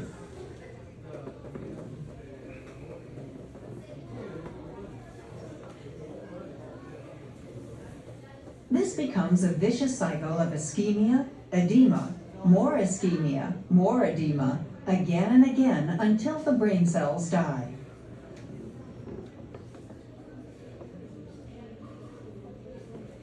Hypercarbia, increased carbon dioxide in the blood from hypoventilation and hypotension, cause cerebral vasodilation.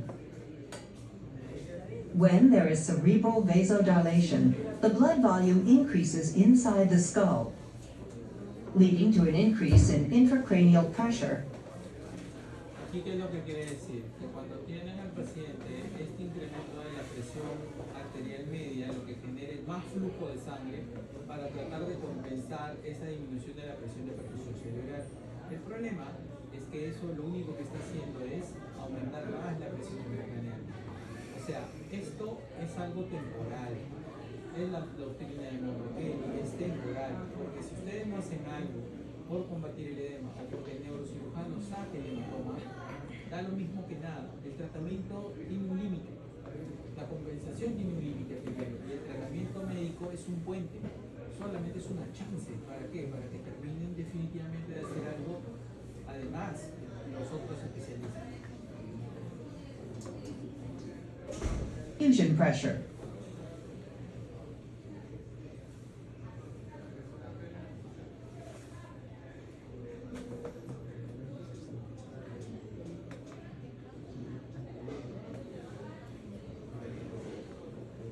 As intracranial pressure increases and approaches the mean arterial pressure, the cerebral blood flow to the brain cells decreases, resulting in decreased cerebral perfusion pressure. Ahí les dice que cuando la pica aumenta, habitualmente la PAN tiende a bajar y por eso la PPC disminuye, pero ahí viene el mecanismo de compensación.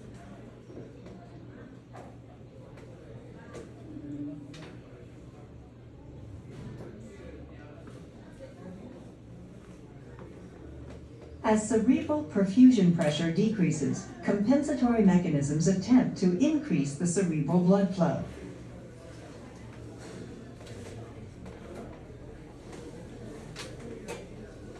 This results in further intracranial pressure increase, and the cycle continues.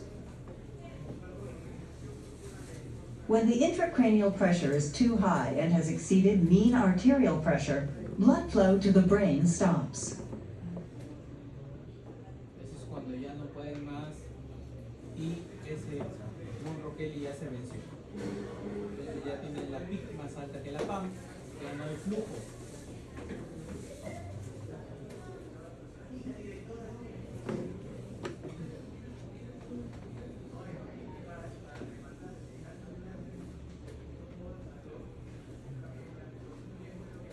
As intracranial pressure continues to rise, the brain can be herniated through the base of the skull.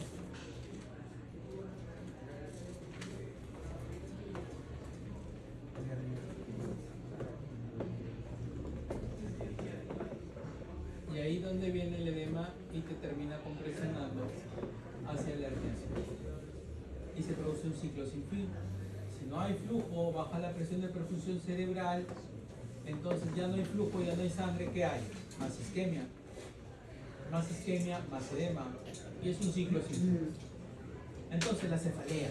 La cefalea es el síntoma más frecuente de hipertensión endocranial, ¿de acuerdo? Y esto se debe básicamente por todo lo que hemos visto, además que la tracción sobre la meninge produce dolor, vasos sensibles al dolor. Puede durar poco tiempo, puede durar mucho tiempo. Cuando es agudo, el dolor es sumamente intenso. Puede ser sostenido en una hipertensión endocraniana que dure varios días. ¿Y cuándo es que incrementa? Con cualquier cambio de posición del paciente. Lo sientas, lo acuestas, el paciente tose, lo bañas, el paciente, le haces una maniobra, lo sientas, le haces, el paciente quiere defecar, alguna maniobra de Valsalva, tose.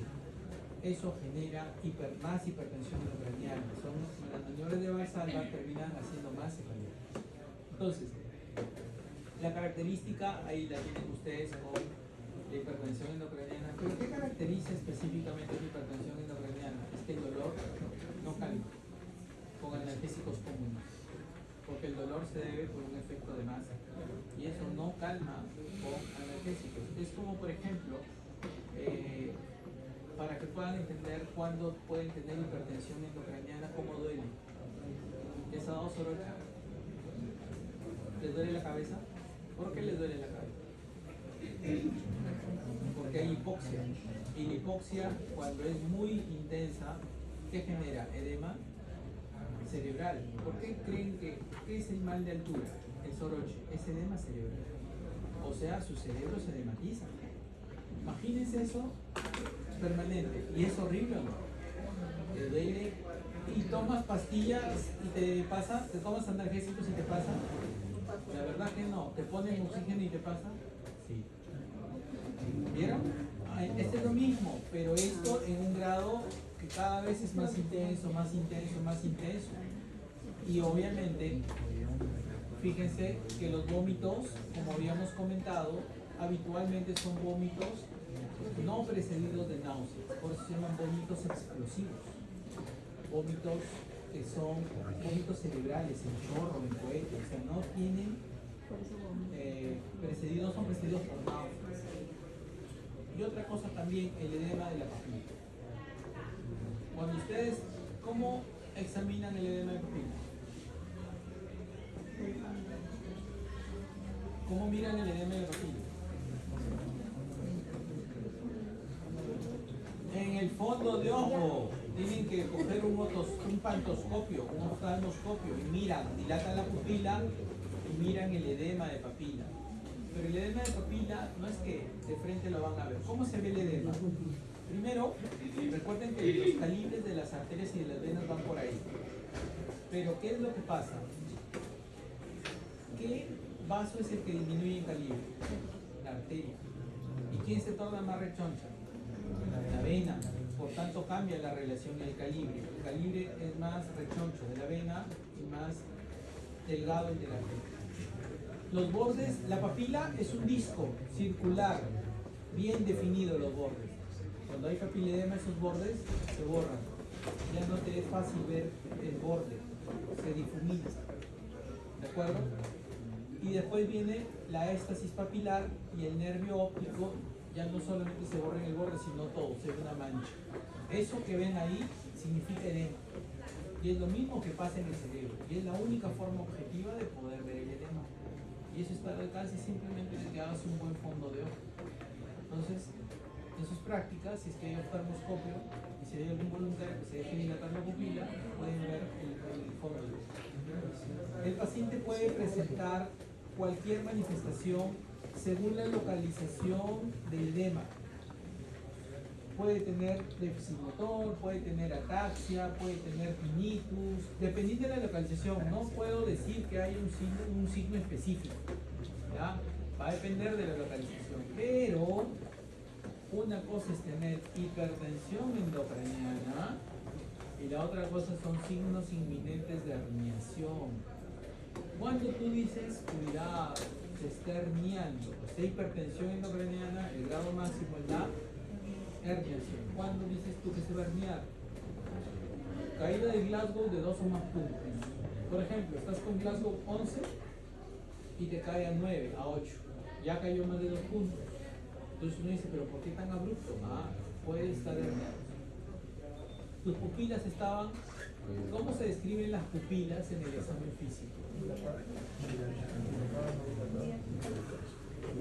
¿Pupilas qué?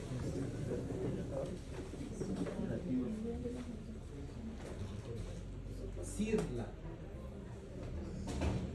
Pupilas cirla.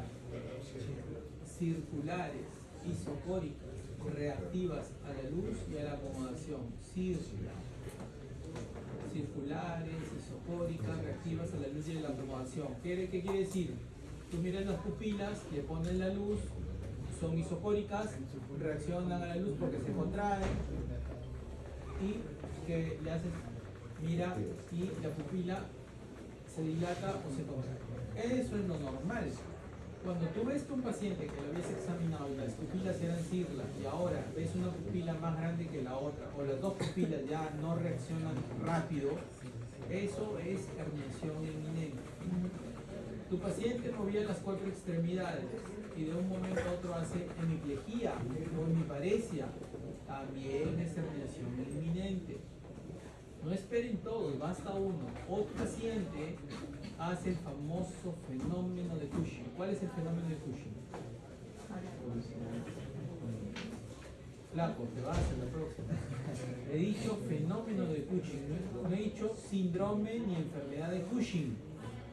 Fenómeno de Cushing. ¿Qué triada?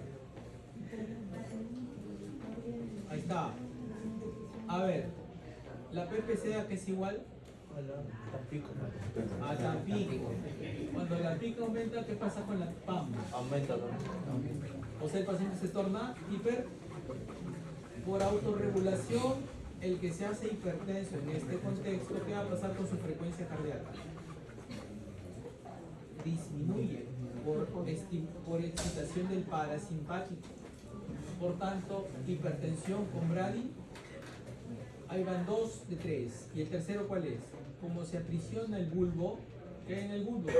Los centros de la respiración. Entonces, el tercer componente de la triada de Cushing es el patrón ventilatorio, que puede ser Cheyne-Stokes, ese que respira rápido, profundo, el que se combina con lentito y casi se va al apnea y otra vez. Puede ser la respiración amnióstica, la respiración de Diot, la ataxia respiratoria o la hiperventilación neurogénica. Algún patrón ventilatorio alterado. Ese ya está apretando el tronco. Y las dos últimas. Postura de decorticación y postura de descerebración. ¿Cuántos puntos en el Glasgow en la escala motora es la decorticación? 3. Y descerebración, ¿cómo es decorticación? ¿Dónde está la corteza? Arriba. El cerebro, abajo. Decortica, mira la corteza. Descerebra, tu palma mira hacia abajo. Decorticación, 3 puntos en la motora del Glasgow. Descerebración, 2 puntos en la motora del Glasgow. ¿Qué varía? Las extremidades superiores, porque las inferiores siempre están hacia la extensión. Cuando vean eso, ese paciente se les va a morir. Ya está herniándose. Y ese es por compresión de la piramidal. Sí, tienen que entrar. Lo más probable es que tengan que entrar a hacer una descompresión de lo que le está produciendo. Yo no le puedo decir que todo sea cirugía, pero por lo menos tienen que hacer algo por ese paciente. Porque ya ese hematoma, esa masa, ese edema, lo que fuere, está haciendo tanta presión que ya está herniando. ¿Se entendió?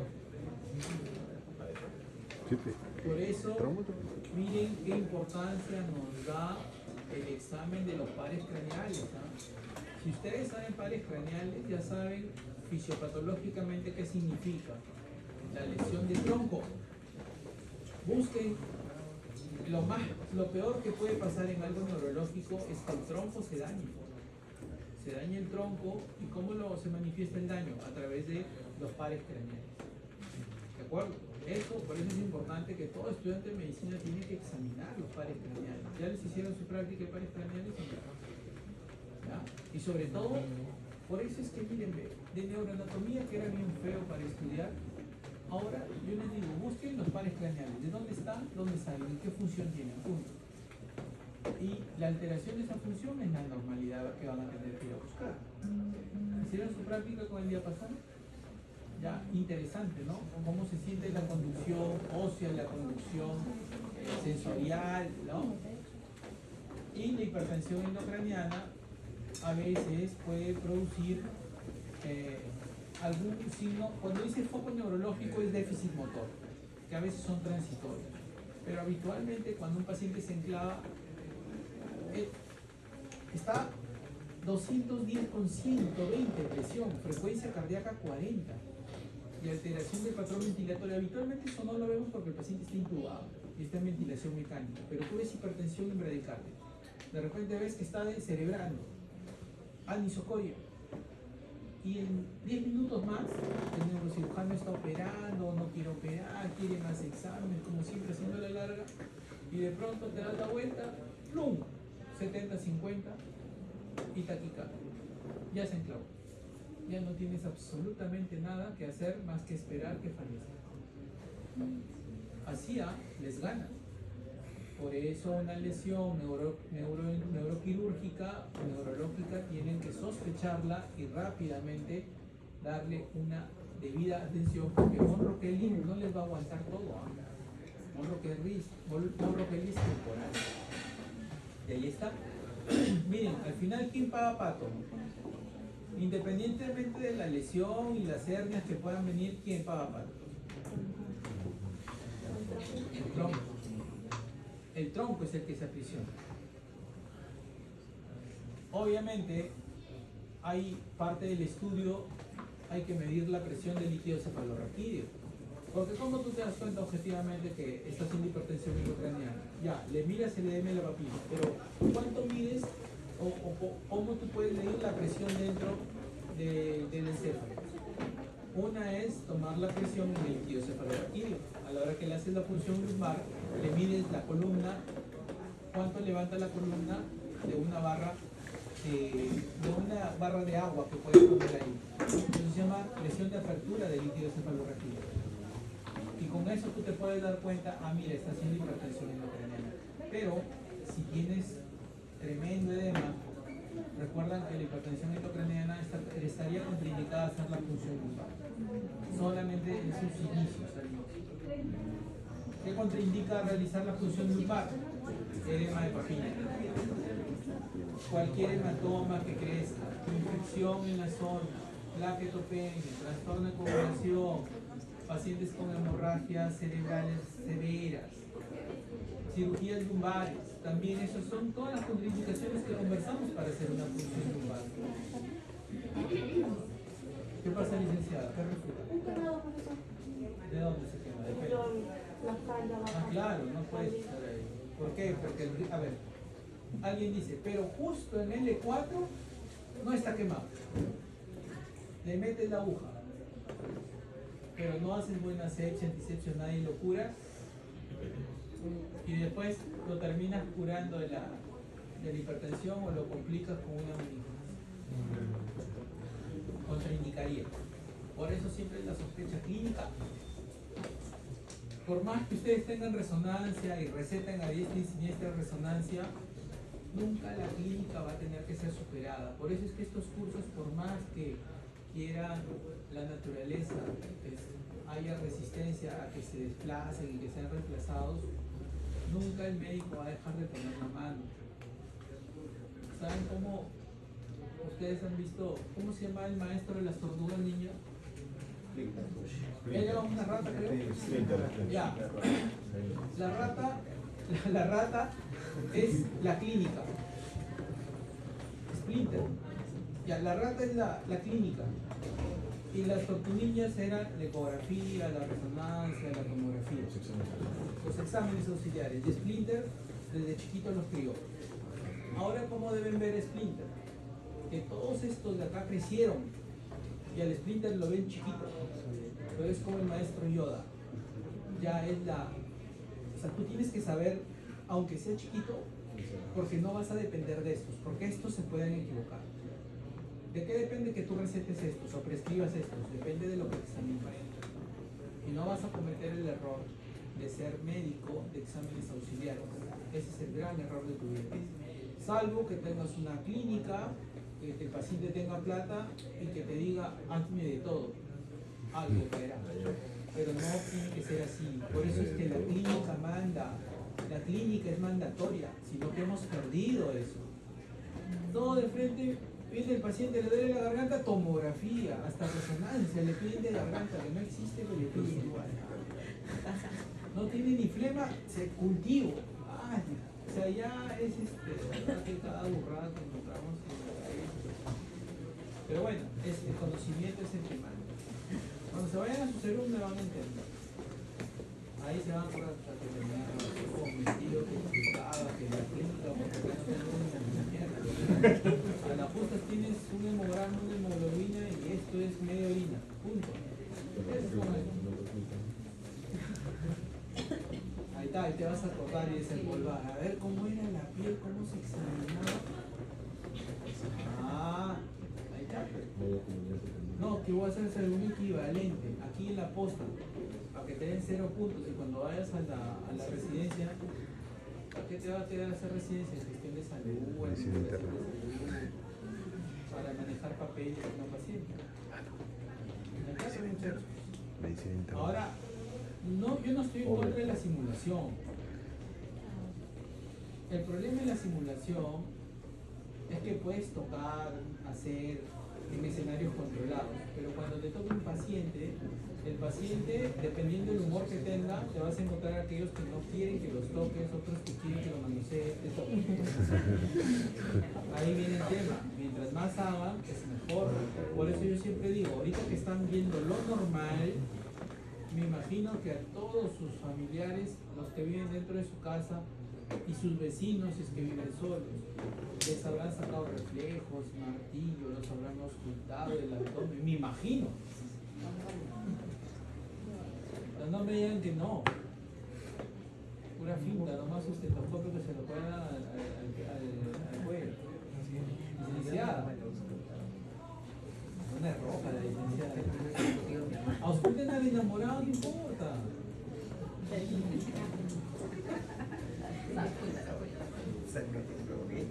Ahora, aunque sea que sirva para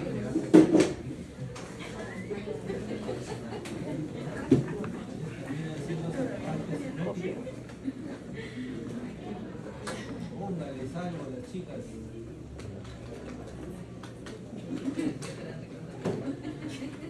A ver, ¿este hematoma qué es?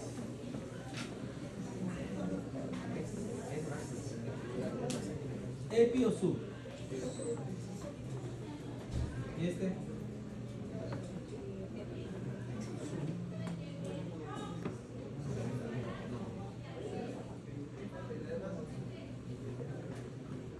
La sangre arterial se ve más blanquita.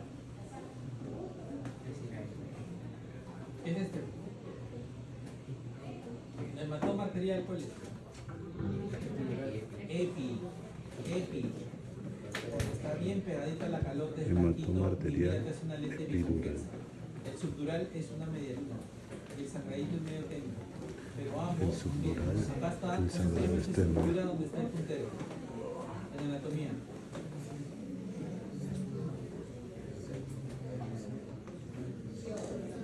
La apófisis crista galli. Si trazan una línea hasta la orbital, esta es una línea perfecta. Está desviada, ¿sí o no? Y acá también, miren, acá está la apófisis crista galli. Y miren cómo se desvía la línea. ¿Eso qué significa? Que está haciendo efecto de hipertensión endocraniana. Ahora, hay hipertensiones endocranianas y hipertensiones endocranianas. Todas no van a ser inminencia de herniación, pero sí tienes hipertensión endocraniana. ¿Cuál es el tratamiento de este y de este? Quirúrgico. Saquen el hematoma y todos ven cómo se acomoda antes de que haga más daño. Y este que, miren, este es un hematoma o puede ser un tumor, pero ¿qué hay alrededor? Lo negrito es edema. La sangre es blanca. Edema. Miren el edema. A veces uno más miedo le tiene al edema que al propio tumor. Y todos estos van a tener cuadro clínico neurológico. ¿Cierto? Si ustedes están viendo al paciente de abajo hacia arriba, y esto es derecho y esto es izquierdo, ¿cierto? Todas estas tres lesiones están en el lado derecho. ¿Qué lado no mueve en el cuerpo? El lado. ¿Por qué? ¿Por qué? ¿Dónde? Ya, muy bien. Por lo menos una que leí. A la próxima ya les dije, hoy día tenían que venir leyendo las vías ascendentes y descendentes. Por tanto, esta última media hora de la clase me van a exponer. Y voy a sacar a cualquiera. ¿Están preparados? ¿Sí o no? Está bajoneado porque ha jugado Perú. Ni siquiera dicen porque ha perdido, sino porque ha jugado.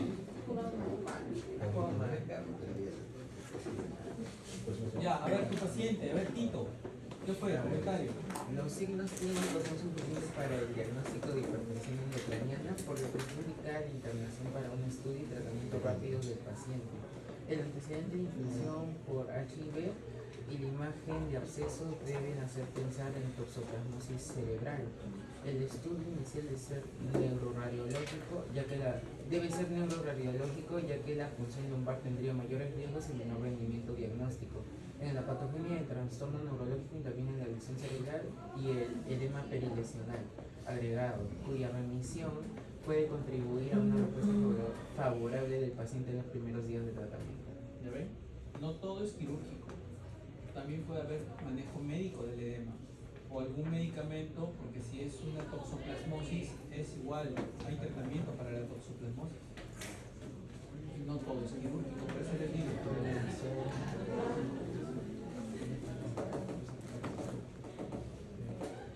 ¿Se entendió, Monroquel? Hipertensión endocraniana, riesgo inminente de herniación. ¿Está bien? El día del examen van a estar con hipertensión endocraniana.